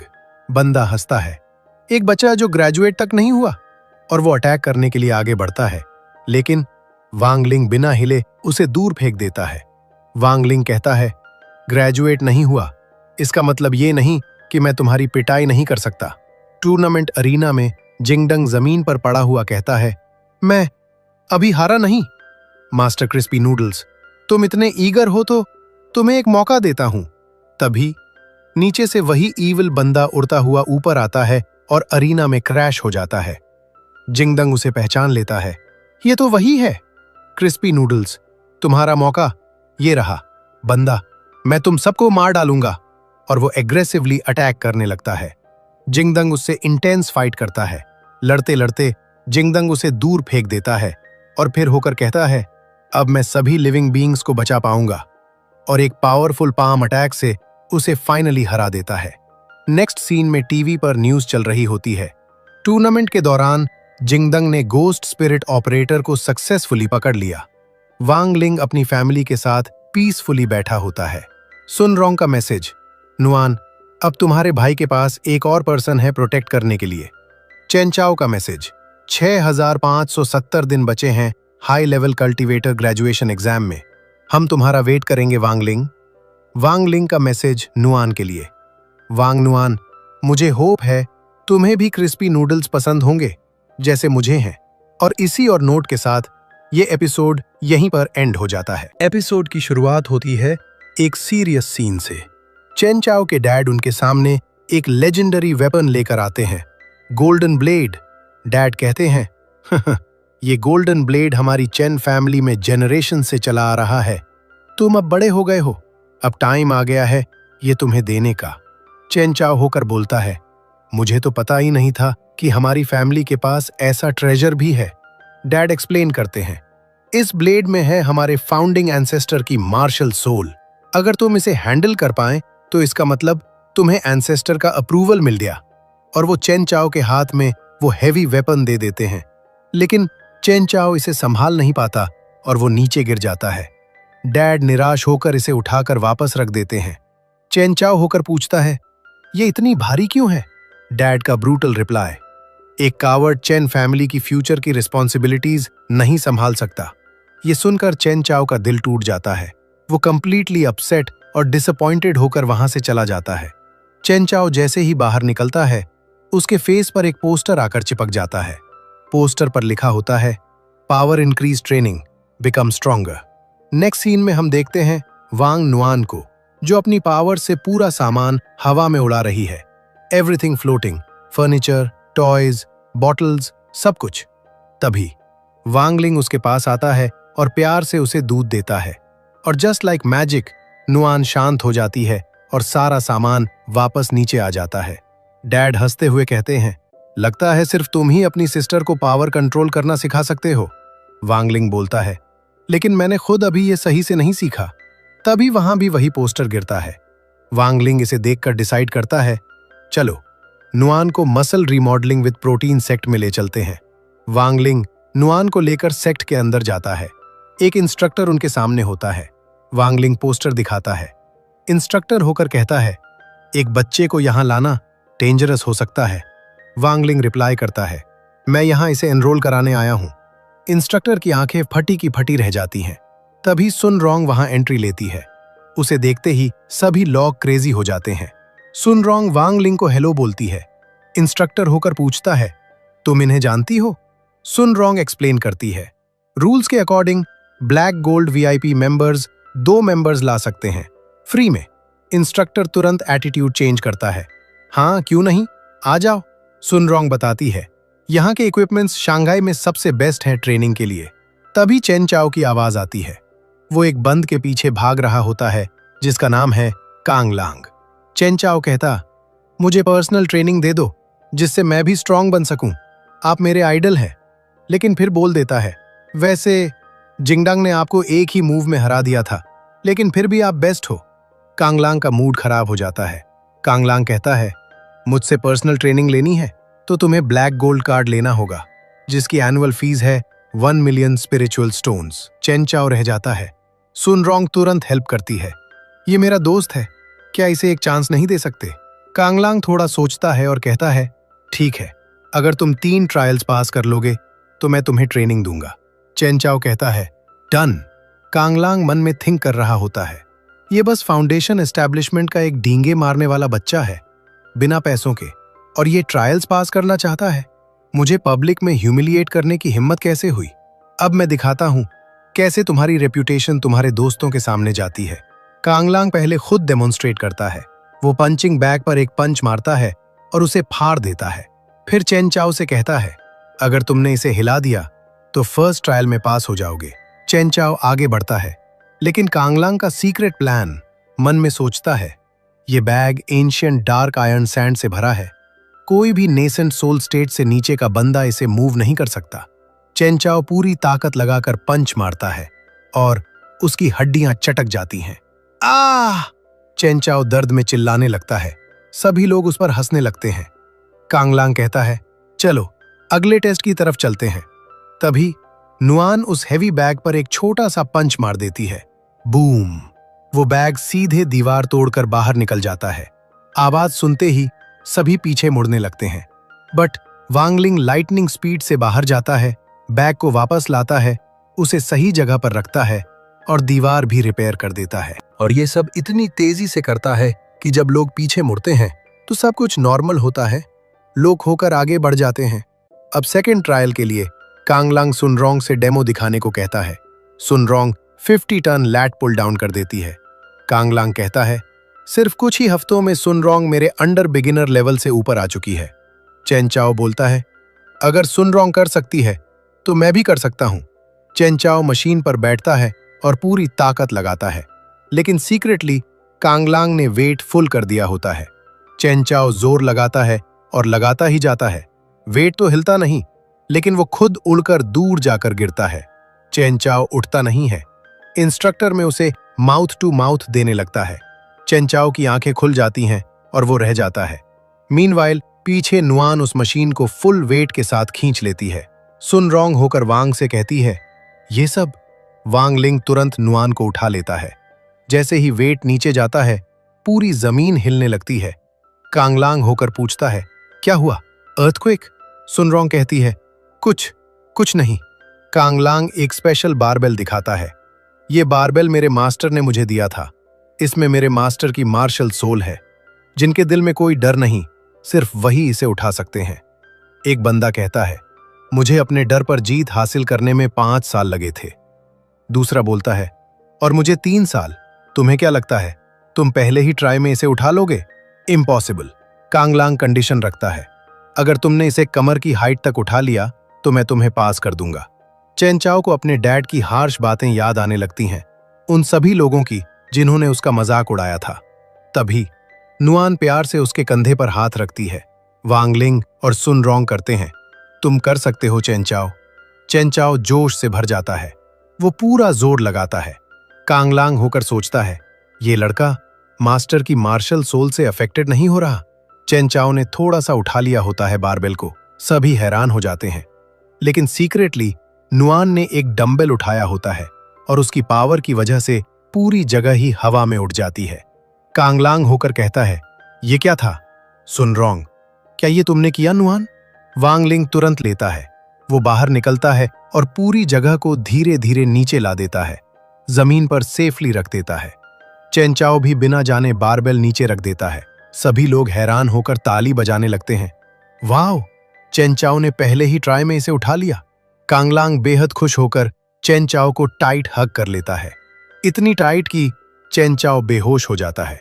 कांगलांग में, उठो मेरे स्टूडेंट, क्या हुआ तुम्हें? वांगलिंग भी वहां पहुंच जाता है। नेक्स्ट सीन में कांगलांग खुशी से अपने मास्टर से बात कर रहा होता है। मास्टर, मुझे कोई मिला। उसके पास नेचुरल टैलेंट चाहे ना हो, लेकिन वो बहुत ही मेहनती है। फाइनली हमारे सेक्ट के पास एक वर्दी सक्सेसर है। तभी पीछे से कोई आ जाता है। कांगलांग होकर उस पर अटैक करता है, लेकिन वो बंदा इजीली रोक देता है। विलन कहता है, तुम सेज कांगलांग होगे, मेरे पार्ट बन जाओ, और वो अपना वेपन सीधे कांगलांग के पेट में घुसा देता है। कांगलांग एक छोटे से डॉल में ट्रांसफॉर्म हो जाता है। नेक्स्ट सीन में चेन चाओ के पास ब्लैक गोल्ड कार्ड होता है। उसके डैड बेहद खुश होते हैं। चेन चाओ कहता है, डैड, इस बार मैं ये कर दिखाऊंगा। वो गोल्डन ब्लेड को उठाने के लिए आगे बढ़ता है, लेकिन उठाने के बजाय अपनी कमर तुड़वा लेता है। आह! और इसी नोट पर एपिसोड यहीं पर एंड हो जाता है। एपिसोड की शुरुआत होती है वांग के घर से। वांग नुआन के लिए उसके डैड एक स्पिरिचुअल स्वॉर्ड लेकर आते हैं। ये स्वॉर्ड जो है उनकी पहली राइटिंग फीस से मिली थी, जो उन्होंने अपनी बुक अपलोड करके कमाई थी। डैड नुआन को स्वॉर्ड देने की कोशिश कर रहे होते हैं, लेकिन नुआन इसे देखकर अजीब से चेहरे बना रही होती है। डैड जैसे ही स्वॉर्ड नुआन को देते हैं, नुआन उसे फेंक देती है। ये देखकर सभी लोग कंप्लीटली शॉक्ड हो जाते हैं। डैड दुखी होकर कहते हैं, ये बहुत ही ज्यादा महंगी थी बेटा। वो बहुत ज्यादा अफसोस करने लगते हैं। तभी वांग लिंग की एंट्री होती है। वो एक्सप्लेन करता है, ये नॉर्मल सी स्वॉर्ड वांग नुआन के लिए कुछ भी नहीं होगी, ना ही वो इसकी स्पिरिचुअल प्रेशर को संभाल पाएगी, तो इसके लिए ये सारी चीजें मेरे ऊपर छोड़ दीजिए। वांग लिंग प्यार से नुआन को अपने पास ले लेता है। अब हमें सीन दिखाया जाता है शंघाई प्रिजन का। 2 गार्ड्स एक डेंजरस आदमी को प्रिजन में डाल रहे होते हैं। वो आदमी गुस्से में चिल्लाता है, मैं जब बाहर निकलूंगा ना, तुम्हें कुत्ते की मौत मारूंगा, सुन रहे हो तुम? गार्ड्स हंसते हुए मॉकिंगली कहते हैं, तुम्हें पता नहीं होगा तो मैं बता देता हूं। शंघाई के फर्स्ट प्रिजन की डिफेंस बहुत ज्यादा स्ट्रांग कर दी गई है। अब यहां से कोई भी बाहर नहीं जा सकता। तभी अचानक पीछे से एक पोर्टल खुलता है और एंट्री होती है लॉर्ड बाईजी की। वो दोनों गार्ड्स को बहुत बुरी तरीके से मार देता है।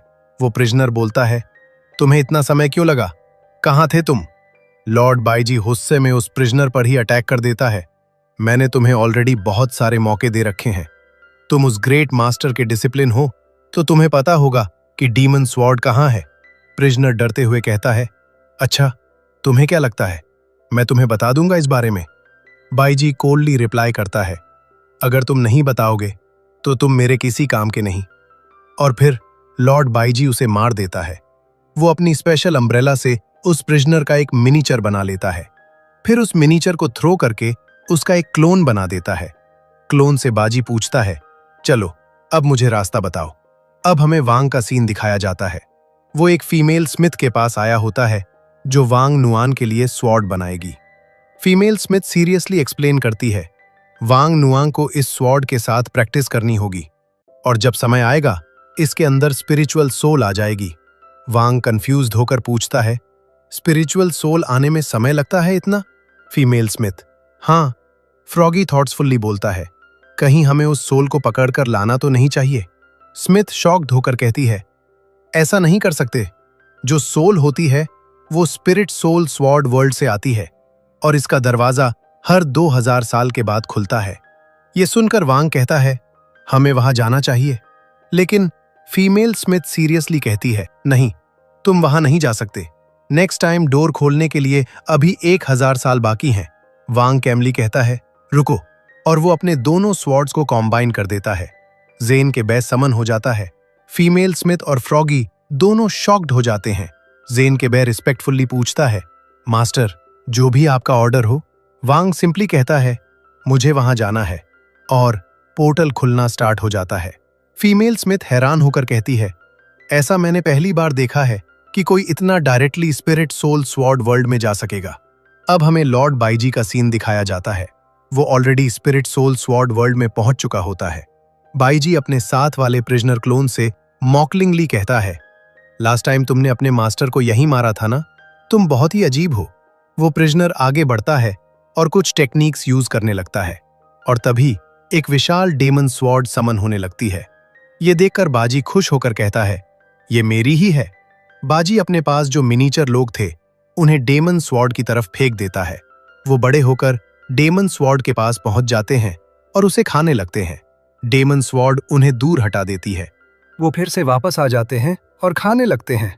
बाईजी कॉन्फिडेंटली कहता है, देखते हैं तुम कितनी देर तक अपने आप को बचा सकोगी डीमन स्वॉर्ड। बाईजी और भी मिनिएचर्स भेज देता है। डीमन स्वॉर्ड फिर से उन्हें दूर हटा देती है। प्रिजनर क्लोन कहता है, लॉर्ड, अब इसी समय आप यह कर सकते हो।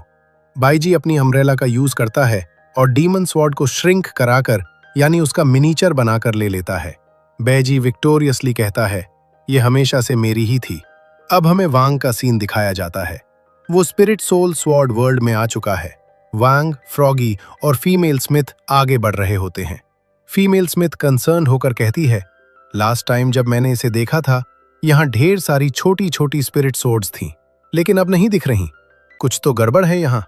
वो आगे बढ़ रहे होते हैं, तभी अचानक उनके ऊपर एक विशाल फायरबॉल आ रहा होता है। वांग आगे बढ़ता है डिफेंड करने के लिए, लेकिन झेन के बे उसे रोकता है। मुझे संभालने दीजिए मास्टर। वो जाकर उस फायरबॉल को पुश कर देता है। फायरबॉल वापस चला जाता है और उनके सामने एक विशाल ड्रैगन अपीयर होता है। वांग तुरंत झेन के बे का हाथ पकड़ता है, उसे गोल घुमाता है और ड्रैगन की तरफ फेंक देता है। झेन के बे ड्रैगन को इतनी जोर से हेडबट मारता है कि उसका एक हॉर्न नीचे टूट जाता है। फीमेल स्मिथ कंप्लीटली शॉक्ड हो जाती है ये देखकर। फ्रॉगी उससे पूछता है, तुम हैरान नहीं हो ये सब देखकर? फीमेल स्मिथ, ये तो अब डेली का हो चुका है मेरे लिए, मुझे कुछ खास फर्क नहीं पड़ता। वो हॉर्न नीचे पड़ा हुआ होता है और तभी छोटी छोटी स्पिरिट सोल्स बाहर निकलने लगती हैं। वो सब फीमेल स्मिथ के पास आ जाती हैं, बहुत ही क्यूट और एडोरेबल। अब हमें वांग के घर का सीन दिखाया जाता है। नुआन गार्डन में बैठी हुई होती है, उसकी मॉम भी साथ में। नुआन एक बटरफ्लाई को शूट करने की कोशिश कर रही होती है, लेकिन वो एक ग्रास पर लग जाता है जो हिलने लगता है। वापस स्पिरिट सोल स्वॉर्ड वर्ल्ड में वो छोटी छोटी सोल्स उस बड़े ड्रैगन से डर रही होती हैं, इसीलिए वो छुपी हुई होती हैं। फीमेल स्मिथ बताती है, ये जो छोटी छोटी स्वॉर्ड्स की सोल्स है ना, ये एक प्लैनेट तक बना सकती हैं। ये बहुत ही ज्यादा पावरफुल हैं। वांग सोच रहा होता है, अब इनका क्या करे। वो इनमें से एक अपनी सिस्टर के लिए चूज करना चाहता था। तभी बादल गरजने लगते हैं और वो ड्रैगन फिर से आ जाता है। वांग तुरंत उन छोटी छोटी सोल्स को चार्ज अप करता है और उन्हें ड्रैगन की तरफ शूट कर देता है। हमें एक छोटी सी स्वॉर्ड सोल दिखाई जाती है जो अपने को स्ट्रेच करके ड्रैगन पर शूट कर देती है। ड्रैगन की बहुत बुरी हालत हो जाती है। फीमेल स्मिथ एकदम शॉक्ड रह जाती है। ड्रैगन नीचे गिर जाता है। वांग के घर में नुआन उसी ग्रास के साथ खेल रही होती है। तभी अचानक लॉर्ड बैजी की एंट्री होती है। वो कहता है, ये सारी चीजें मैंने क्यों की, तुम्हें पता भी है? बैजी अपनी डेमन स्वॉर्ड से एक समनिंग स्पेल यूज करता है।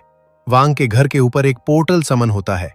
उस पोर्टल से वो ड्रैगन को वांग के घर के सामने समन कर दिया जाता है। बैजी ड्रैगन को देखकर शॉक्ड रह जाता है। ड्रैगन की हालत हद से ज्यादा खराब होती है। स्पिरिट सोल स्वॉर्ड वर्ल्ड में वांग उस स्वॉर्ड सोल से पूछता है जिसने ड्रैगन को हराया था, क्या तुम मेरी सिस्टर की सोल बनोगी? स्वॉर्ड सोल उसके लिए मान जाती है। फ्रॉगी कंसर्न्ड होकर पूछता है, क्या ये उन्हें बचा पाएगी? तभी स्वॉर्ड सोल फ्रॉगी को पंच मार देती है। वांगलिंग उससे अपना नाम बताने के लिए कहता है। जैसे ही वो बताने वाली होती है, कोई उसे समन करने की कोशिश कर रहा होता है। लॉर्ड बैजी शॉक्ड होकर कहता है, मैंने एक्सपेक्ट नहीं किया था कि ऐसा कुछ देखने को मिलेगा, लेकिन कोई बात नहीं। वो ड्रैगन को ऑर्डर देता है, इस घर को उड़ा दो। ड्रैगन अपना एनर्जी बॉल रेडी करने लगता है। वांग नुआन उस ग्रास से एक एनर्जी बीम फेंकती है सीधे उस पोर्टल में जिससे ड्रैगन आया था, और तभी उस पोर्टल से वही स्वॉर्ड सोल बाहर निकलती है। वो एक छोटे लड़के का रूप ले लेती है। स्वॉर्ड सोल वांग नुआन को देखता है, नीचे आता है और दो पिलर्स के बीच में अपने को स्ट्रेच कर लेता है ताकि वो ड्रैगन पर शूट कर सके। जैसे ही ड्रैगन उस सोल को देखता है, वो अपना एनर्जी ब्लास्ट रेडी नहीं करता, उससे पहले ही भाग जाता है। बाजी शॉक्ड, ये भाग क्यों रहा है? तभी स्वॉर्ड सोल उस एनर्जी बॉल के दो टुकड़े कर देती है और डायरेक्टली ड्रैगन को ही ब्लास्ट कर देती है। दूर से बाईजी ये सब देख रहा होता है। वो शॉक्ड होकर कहता है, ये सब चल क्या रहा है? नुआन को देखकर वार्निंग देता है, मैं वापस आऊंगा, जरूर से वापस आऊंगा। स्वॉर्ड सोल ड्रैगन को ब्लास्ट होते हुए देख रही होती है। जैसे ही सुबह होती है, वांग नुआन उस स्वॉर्ड सोल के साथ खेल रही होती है। वांग और फ्रॉगी भी उन्हें देख रहे होते हैं। फ्रॉगी एक्सप्लेन करता है, जब हमने इसका नाम पूछा तभी वांग नुआन ने इसे समन कर लिया और ये इस वर्ल्ड में आ गया और तुम्हारी बहन को बचा लिया। वांगलिंग थॉटफुली कहता है, मैं जब छोटा था ना, इतना ज्यादा अजीब नहीं था जितना वांग नुआन है। तभी हम देखते हैं वांग के घर के बाजू में उसी ड्रैगन का सिर पड़ा होता है। और इसी हिलेरियस येट एपिक नोट पर एपिसोड यहीं पर एंड होता है। एपिसोड की शुरुआत में हम देखते हैं लॉर्ड स्पिरिट ऑपरेटर को, जो अपने हेडक्वार्टर्स आया होता है, जो कि ग्रीन कलर का दिख रहा है। ऑफ कोर्स ये बाईजी के अंडर कंट्रोल है या फिर उसका मिनियन है। तभी उसके साथी उसे देखकर शॉक्ड होकर कहते हैं, बॉस, मुझे नहीं पता था कि आप जिंदा बच पाओगे और यहाँ आ जाओगे। यहाँ एलीट फोर्स के गार्ड्स परेशान हो चुके होते हैं, लेकिन तभी पीछे से एंट्री लेता है लॉर्ड बाईजी। बाईजी कोडली कहता है, ये तुम्हारा बॉस नहीं, ये मेरा सर्वेंट है। तभी लॉर्ड स्पिरिट ऑपरेटर अपने सारे एलीट फोर्स के मेंबर्स को बहुत बुरी तरीके से मार देता है, पूरी की पूरी स्क्वाड को ठिकाने लगा देता है। तभी लॉर्ड बाईजी धीरे धीरे चलता हुआ एलीट फोर्स के हेडक्वार्टर्स के अंदर पहुंच जाता है, जहां कल्टीवेशन टेक्निक हो रही होती है। उसे देखकर बाईजी कह रहा होता है, डाओ का एंसेस्टर ट्रेजर कुछ ही समय में बाहर आने वाला है। फिर कोई भी इंसान कितना भी ज्यादा गिफ्टेड हो, कितना भी ताकतवर हो, फर्क नहीं पड़ता, वो मारा जाएगा। बाईजी कंटिन्यू करता है, लेकिन उस छोटी लड़की के अलावा देखते हैं उसका क्या किया जा सकता है। लेकिन हाँ, उसे भी मैं पक्का से पकड़ लूंगा। तभी यहां एंट्री होती है उसी स्लाइम मॉन्स्टर की। इसे देखता हुआ बाईजी कहता है, अच्छा तो तुम यहां आ चुके हो, मैं बाकी सारी चीजें तुम्हारे ऊपर छोड़ता हूं।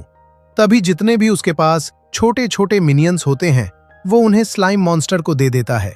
स्लाइम मॉन्स्टर उन्हें खा लेता है और यहाँ वो भागता हुआ जाता है और एक बड़े से स्पिरिचुअल बॉल से अपने आप को कनेक्ट कर लेता है, जिसकी वजह से एनर्जी रिलीज होती है और यहाँ ढेर सारी तबाही होने लगती है हेडक्वार्टर्स में। तभी बाईजी सामने आता है और कहता है, रास्ता खुल चुका है, दुनिया से चांद तक का, यानी अर्थ से लेकर मून तक का दरवाजा खुल चुका है। बाईजी एक्साइटेड होकर कहता है, हेवनली डाओ, मैं आ रहा हूं। और यहां वो उस पोर्टल के डोर में जंप कर देता है। यहां हमें वांग के स्कूल का सीन दिखाया जाता है। सभी स्टूडेंट्स अपनी ही मस्ती में लगे हुए होते हैं। तभी सनरोंग सबको अलर्ट करते हुए कहती है, टीचर पैन आ रही हैं। सभी लोग तुरंत अलर्ट मोड में आ जाते हैं। टीचर पैन एंट्री लेती हैं और अजीब सा बिहेव करते हुए कहती हैं, मैं इतनी भी स्ट्रिक्ट नहीं हूं बच्चों, तुम ऐसे क्यों बिहेव करते हो मेरे आसपास? ये सब बातें छोड़ो, अब वांग वापस आ चुका है तो उसको वेलकम करो। जैसे ही वांग की एंट्री होती है, सभी लोग शॉक्ड हो चुके होते हैं, क्योंकि उसके साथ उसकी छोटी सिस्टर नुआन होती है। इसीलिए मिसेस पैन ऐसे स्वीट बिहेव कर रही थी ताकि वो अपना अच्छा इंप्रेशन बना सके वांग की सिस्टर नुआन पर। तभी हमें उसी दिन के मॉर्निंग का फ्लैशबैक दिखाया जाता है, जहां वांग नुआन वांग का पीछा ही नहीं छोड़ रही होती है और बार बार चिपक रही होती है। इसे देखते हुए वांग के डैड वांग को कहते हैं, तुम आज एक दिन के लिए अपनी सिस्टर को स्कूल लेकर जाओ, क्योंकि हम दोनों प्राइवेट टाइम बिताना चाहते हैं। फिर यहाँ हमें ऑफिस का सीन दिखाया जाता है, जहाँ टीचर पैन मानने को तैयार नहीं होती। एक छोटी सी लड़की कैसे कोई स्कूल ले जा सकता है? तभी वांग नुआन अपना क्यूट फेस बनाकर उन्हें मनवा लेती है और यहाँ वो उसे ड्रेस भी देती है। वांग शॉक्ड हो चुका था, मेरी सिस्टर ने अपनी क्यूटनेस से पूरे टीचर्स को इस काम के लिए मना लिया। यहाँ टीचर पैन अपनी क्लास स्टार्ट कर देती हैं और डाओ एंसेस्टर ट्रेजर के बारे में बताती हैं। ये अर्थ से कई किलोमीटर दूर मून पर है। तभी गुओ हाउ सुनकर पूछता है, हम वहां जा कैसे सकते हैं? टीचर पैन, एक पोर्टल के द्वारा, और सभी लोग ये नहीं कर सकते। तभी सनरोंग पूछती है, हम उस पोर्टल खोलने के लिए कितनी एनर्जी लगेगी? टीचर पैन, इतनी कि हम उसे काउंट भी नहीं कर सकते। और यहाँ सभी लोगों को वो टेक्निक ट्राई करने के लिए कहती हैं। जहाँ चेन चाओ जैसे ही अपनी टेक्निक का पोर्टल खोलता है, वो टॉयलेट में खुल जाता है, जहाँ एक गार्ड उसे झापड़ लगा देता है। और यहाँ सनरोंग अपना पोर्टल कंप्लीट करती है और यहाँ टीचर ऑफिस में से एक तालिस्मैन उठा लेती है। इसे देखकर टीचर पैन सनरोंग से बेहद इम्प्रेस्ड होती हैं। तभी टीचर पैन नुआन के पास आती हैं और क्यूटनेस से बेहद खुश थीं। टीचर पैन पूछती हैं, क्या तुम भी ऐसा पोर्टल बनाना चाहोगी? नुआन ऐसे ही कर रही होती है, लेकिन कुछ होता नहीं। लेकिन तभी बाहर एक ब्राइट सी लाइट आ जाती है। यहाँ स्टूडेंट्स और टीचर्स का ध्यान वहीं होता है जहाँ नुआन ने एक पोर्टल खोल दिया होता है। वांग उसे फास्टली क्लोज कर देता है। टीचर पैन, कोई कॉस्मिक इवेंट हो सकता है? फिर यहाँ जो पोर्टल से लॉर्ड बाईजी मून पर आ चुका होता है और यहाँ वो कुछ टेक्निक ट्राई करता है जिसकी वजह से डॉ एंड सेंटर ट्रेजर का गेट खुल जाता है। यहाँ कुछ सोल्जर्स होते हैं और कहते, बिना परमिशन के इस डोर को किसने खोला? और यहाँ वो आगे बढ़ने लगते हैं। सोल्जर्स को देखता हुआ बाईजी अपने मिनियंस को समन कर देता है और यहाँ उनसे लड़ाने के लिए भेज देता है। फिर यहाँ हमें स्कूल का सीन दिखाया जाता है, जहाँ गो हाव एक स्वॉर्ड थ्रो करता है जो थोड़ा सा ही दूर लगती है, लेकिन वो पास हो जाता है। तभी टीचर जुकंग वांग नुआन के पास आते हुए कहते हैं, तुम्हारे लिए मैंने स्पेशल पिंक टारगेट बनाया है। तभी सन रोंग की बारी होती है, जो बहुत ही एंजाइटी में होती है क्योंकि वांग और नुआन उसे देख रहे हैं। तभी वो अपना टारगेट बुल्सआई की तरह हिट कर देती है। इसे देखकर टीचर जुकंग उससे बेहद इंप्रेस्ड होते हैं। तुम हमेशा की जैसी अच्छी ही हो इन सारी चीजों में। अब बारी होती है चेन चाओ की, जो अपना थ्रो कर देता है, लेकिन वो इतना हल्का होता है कि टारगेट को टच ही नहीं कर पाता। इसे देखते हुए टीचर जुकंग उसे डांटते हैं, तुम्हें एग्जाम एक बार और देना होगा। फिर यहाँ नुआन अपना टारगेट सेट कर रही होती है। इसे देखते हुए वांग पूछता है, तुम भी करना चाहती हो? नुआन, हाँ। अब हमें मून का सीन दिखाया जाता है, जहां बाईजी ने सारे सोल्जर्स को क्लियर कर दिया होता है और डोर की तरफ आगे बढ़ रहा होता है। लेकिन तभी उसके बाहर एक विशाल हाथ आ रहा होता है। एक बड़ी सी आकृति बाहर आती है जो बाईजी को पकड़ लेती है। यहां अब थ्रो करने की वांग की बारी होती है और जैसे ही वो थ्रो करता है, वो टारगेट तक पहुंचता नहीं, वहीं नीचे गिर जाता है। तभी ये देखकर टीचर उसे फेल कर देते हैं। सन रोंग कह रही होती, अच्छा हुआ तुमने बिल्डिंग नहीं उड़ा दी। तभी नुआन छोटे छोटे कदम करते हुए टारगेट ले रही होती है, लेकिन उससे कुछ होता नहीं। सभी लोग खुश होते हैं। नुआन ट्राई तो कर रही है, लेकिन वांग नोटिस करता है एक छोटा सा एयर प्रेशर जा चुका है, जिसने टारगेट को तोड़ दिया है और फेंस को भी। वांग उसे रोकने की कोशिश कर रहा होता है, लेकिन उसकी वजह से हवा डिफ्लेक्ट हो जाती है और सभी लोग उड़ने लगते हैं। सबको समझ नहीं आ रहा हवा आ कहां से रही है। तभी वांग उस हवा को स्पेस में उड़ा देता है। यहाँ बाईजी का सीन दिखाया जाता है, जो उस आकृति की वजह से घायल हो चुका होता है। उसके मुंह से खून निकलने लगता है। तभी वो एयर का प्रेशर पहले तो एक एस्ट्रॉइड को काटता है और एक हाथ को भी काट देता है, जो कि उस आकृति का होता है, जहां बाईजी की जान बच गई होती है। और यहाँ वो कह रहा होता, ये जो भी था मुझे फर्क नहीं पड़ता, लेकिन अब मैं बहुत ही ज्यादा ताकतवर होने वाला हूं। बस मैं इस गेट के अंदर चला जाऊं। और वहां वो गेट के अंदर जाने लगता है और यहीं पर एपिसोड एंड हो जाता है। एपिसोड की शुरुआत में हम देखते हैं 3 मिनियंस को, जो कि ब्लू और पिंक कलर के होते हैं। वो बोल रहे होते हैं, टाओ एंसेस्टर ट्रेजर में कोई आ चुका है। ये बात सुनकर पिंक मिनियन शॉक्ड होकर कहता है, ये हो ही नहीं सकता। लेकिन तभी यहाँ एक पावरफुल एनर्जी रिलीज होती है और हम देखते हैं वहां लॉर्ड बाईजी आ चुका है। ये छोटे मिनियंस इस ट्रेजर के रक्षक हैं। तभी बाईजी बोल रहा होता है, ये कुछ इतना खास नहीं है जितना मैंने समझा था। ये बात सुनकर ब्लू मिनियन गुस्से में कहता है, क्या तुम्हें नहीं पता? तुम ऐसे सेक्रेड लैंड पर नहीं आ सकते। तुम यहाँ क्यों आए हो? बाईजी कामली जवाब देता है, ऑफ कोर्स मैं डाओ एंसेस्टर ट्रेजर को लेने आया हूँ। तभी सभी मिनियंस रेडी हो जाते हैं बाईजी पर हमला करने के लिए। लेकिन ब्लू मिनियन कॉन्फिडेंट होकर कहता है, मैं इसे अकेले संभाल लेता हूं। तभी ब्लू अपने आप को इवॉल्व करता है और एक बड़ा सा क्रीचर बन जाता है और यहां बाईजी को चेन्स में पकड़ लेता है। ब्लू कहता है, ये चेन्स स्पिरिचुअल एनर्जी से बने हुए हैं और तुम्हारी स्पिरिचुअल एनर्जी को ड्रेन कर लेंगे। लेकिन लॉर्ड बाईजी उन चेन्स को तोड़ लेता है और यहां ब्लू का गला पकड़ लेता है और उसकी एनर्जी को एब्जॉर्ब करके अपने हाथ में एक स्टोन सा बना लेता है। तभी पिंक, ब्राउन और व्हाइट मिनियंस उस पर हमला कर देते हैं, लेकिन बाईजी उन्हें अपने अटैक से दूर फेंक देता है। बाईजी अब पिंक की तरफ आगे बढ़ रहा होता है। पिंक डेस्परेटली अपना माइंड कंट्रोलिंग स्पेल यूज करता है, लेकिन इससे बाईजी को कुछ नहीं होता। तभी बाईजी ब्लू के अटैक से उन सारे के सारे मिनियंस को चेन्स में पकड़ लेता है और उन्हें स्टोन में कन्वर्ट करके अपने हाथ में लगा लेता है। थैनोस याद आ रही है? तभी बाईजी येलो के पास जाता है, उसका गला पकड़ लेता है और उसे फेंक देता है।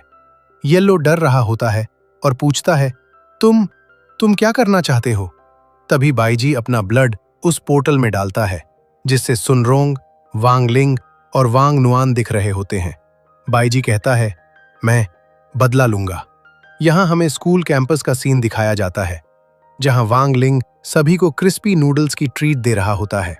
तभी न्यूज़ चल रही होती है शंघाई हाई में जो जेल ब्रेक हुआ था उसके बारे में। लेकिन तभी न्यूज़ में बाईजी आ जाता है, जो सिस्टम हैक कर देता है और यहाँ वांग लिंग और वांग नुआन के बारे में बताता हुआ कहता है, ये 2 सिबलिंग्स क्रिमिनल्स हैं, ये लोग भाग चुके हैं। और यहाँ बाईजी डाओ एंसेस्टर ट्रेजर के मैजिक का यूज करता हुआ सभी लोगों को मैनिपुलेट कर देता है। बाईजी अनाउंस करता है, अगर आप इन दोनों को पकड़ लाओगे तो आपको 10 मिलियन स्पिरिचुअल पॉइंट्स मिलेंगे। तभी हमें वांग लिंग के फ्रेंड्स का सीन दिखाया जाता है, जो मैनिपुलेट हो चुके हैं, यानी उनके ऊपर माइंड कंट्रोल हो चुका है। तभी वो वांग लिंग को पहले तो कंसोल कर रहे होते हैं, ऐसा हो ही नहीं सकता। लेकिन तभी गो हाओ वांग लिंग को हैंडकफ पहनाने लगता है, लेकिन वांग लिंग हैंडकफ से बचता हुआ कूदता कुदाता वहां से जा रहा होता है। लेकिन उसके सामने सुन रोंग आ जाती है, जो रो रही होती है। बेसिकली बाईजी ने उसकी मेमोरीज को मैनिपुलेट कर दिया है। जहां जहां सुन रोंग थी वहां कोई और लड़की आ चुकी है। इसी वजह से सुन रोंग को लग रहा था वांग लिंग ने मुझे चीट किया है। जहां वांग लिंग का चेहरा फेंकने लायक होता है, तभी सुन रोंग उस पर अटैक कर देती है, लेकिन वांग वहां से भाग जाता है। तभी वांग की स्वॉर्ड स्पिरिट आ जाती है। बॉस, यहां चल क्या रहा है? मास्टर, मुझे समझ नहीं आ रहा। तभी वांग के फ्रेंड्स उस पर स्वॉर्ड्स थ्रो कर रहे होते हैं, लेकिन वांग इनसे बच जाता है। यहाँ चेन चाओ, गो हाओ और सुन रोंग रेडी होते हैं। सुन रोंग, वांग लिंग ने मुझे चीट किया। गो हाओ और चेन चाओ, हमें 10 मिलियन स्पिरिचुअल पॉइंट्स चाहिए। लिन बाईजी की भक्ति में लग चुकी है। यहाँ वांग लिंग भागता हुआ अपने घर की तरफ बढ़ रहा होता है। फिर हमें जुओ हुओ का सीन दिखाया जाता है, जो अपनी इमॉर्टल गैंग के साथ आ चुका है और यहाँ उसने फ्रॉगी 2 को पकड़ा हुआ है। फ्रॉगी डेस्परेटली कह रहा होता है, मुझे छोड़ दो, मैं तो बस एक नॉर्मल सा डॉग हूँ। तभी इमॉर्टल गैंग का एक मेंबर जुआओ हुओ को अपडेट देता है, वांग लिंग और वांग नुआन के पेरेंट्स को वेजिटेबल शॉप से अरेस्ट कर दिया गया है। वहां वांग नुआन नहीं थी, इसका मतलब वो घर में ही है और उनके रिलेटिव्स को भी पकड़कर इन्वेस्टिगेशन चल रही है। जहां जुओ हुओ वांग के घर का डोर खोलने की कोशिश कर रहा होता है। जुओ हुओ कहता है, ये लड़की डीमन वर्ल्ड से है, डीमन बर्थ की है, इसे पकड़ना होगा। तभी जैसे ही डोर खुलता है, वहां नुआन होती है, जो अपने बबल टॉयज के साथ खेल रही होती है। जुओ हुओ को लगता है ये कोई भी खतरा नहीं है, लेकिन तभी नुआन कुछ बबल्स जुओ हुओ की तरफ फेंकती है। उन्हें लगता है ये नॉर्मल बबल्स है, लेकिन जैसे ही इन्हें फोड़ते हैं, बहुत बड़ा ब्लास्ट हो जाता है। तभी जुओ हुओ अब नहीं रुकता, नुआन को पकड़ने के लिए कूदता है, लेकिन नुआन उसके हाथ में नहीं आने वाली थी। तभी जुआओ हुओ अपने इमॉर्टल्स को भी बुला लेता है नुआन पर हमला करने के लिए। लेकिन तभी नुआन जितने भी ऑब्जेक्ट्स होते हैं घर में, टीवी, फ्रिज और सब को अपने कंट्रोल में ला लेती है और इनके ऊपर हमला कर देती है और इनकी हालत खराब कर देती है। यहाँ हमें वांग लिंग का सीन दिखाया जाता है, जहाँ सन रोंग और उसके सारे गार्ड्स और सारी पुलिस उसके पीछे पड़ी हुई होती है। तभी वो एक मेला जैसी जगह में जाता है, जहाँ सन रोंग के फैमिली मेंबर्स ने इस पर एक बैरियर बना दिया, यानी उसके ग्रैंडफादर ने, जहाँ ये लोग अब रेडी होते हैं वांग पर हमला करने के लिए। तभी हमें वांग का सीन दिखाया जाता है, जो एक बड़े से स्विंग के पास होता है। तभी उसके ऊपर फायरिंग होने लगती है। यहाँ वांग बड़ी आराम से उस फायरिंग को रोक देता है, लेकिन तभी सन रोंग उस पर अटैक कर देती है और यहाँ वांग उसके अटैक्स को डिफ्लेक्ट कर रहा होता है और बस दौड़ करता जा रहा होता है। तभी वांग की ऐसी हरकतें देखते हुए सन रोंग गुस्से में कहती है, क्या तुम मुझे कमजोर समझ रहे हो? लेकिन तभी वांग एक अटैक करता है, लेकिन उसे टच नहीं करता, लेकिन उसका प्रेशर पूरी जगह पर फैलता है। तभी सन रोंग एक टैंकर से अटैक कराने लगती है वांग पर, लेकिन वांग बच जाता है। तभी वांग उसी बड़े से स्विंग के ऊपर चला जाता है। यहाँ सन रोंग भी आ जाती है। यहाँ इन दोनों के बीच लड़ाई हो रही होती है, लेकिन वांग सिर्फ डॉज कर रहा होता है और उसे याद दिलाने की कोशिश कर रहा होता है, हमने कितने अच्छे पल बिताए हैं, हमारा वादा।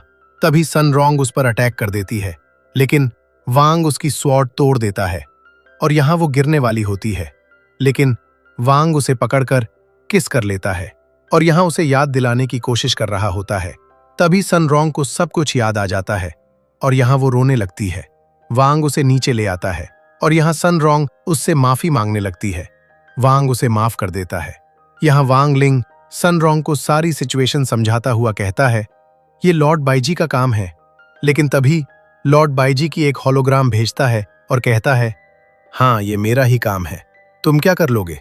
क्या तुम हेवनली डाओ आओगे मुझसे लड़ने के लिए? ये बात सुनकर सनरोंग कहती है, वांग लिंग जाओ वहां और ये सारी चीजें एंड करो। वांग, लेकिन ये सारे लोग। सनरोंग, मैं इन्हें रोकती हूं। तभी वांग लिंग अपनी स्वॉर्ड सनरोंग को देता है और यहाँ सभी लोग उसकी तरफ आगे बढ़ने लगते हैं। वांग यहाँ से निकल जाता है। तभी चेन चाओ, गुओ हाओ और लिन उससे पूछ रहे होते हैं, तुमने मर्टल वर्ल्ड को धोखा दिया इस लड़के के लिए?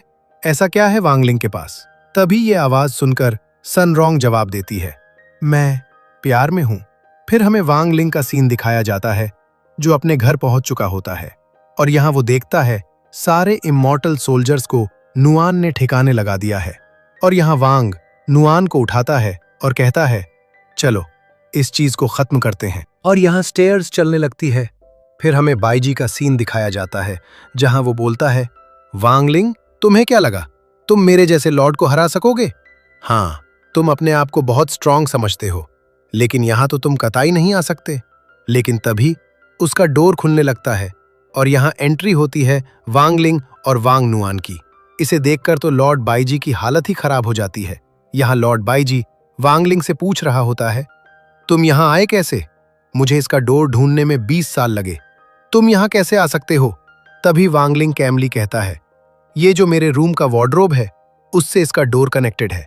ये बात सुनकर बाईजी शॉक्ड होकर कहता है, क्या कह रहे हो तुम?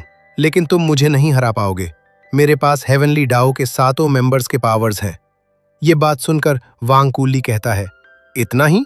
और यहाँ वांग नुआन को पूछता है, क्या तुम मेरे लिए लड़ोगी?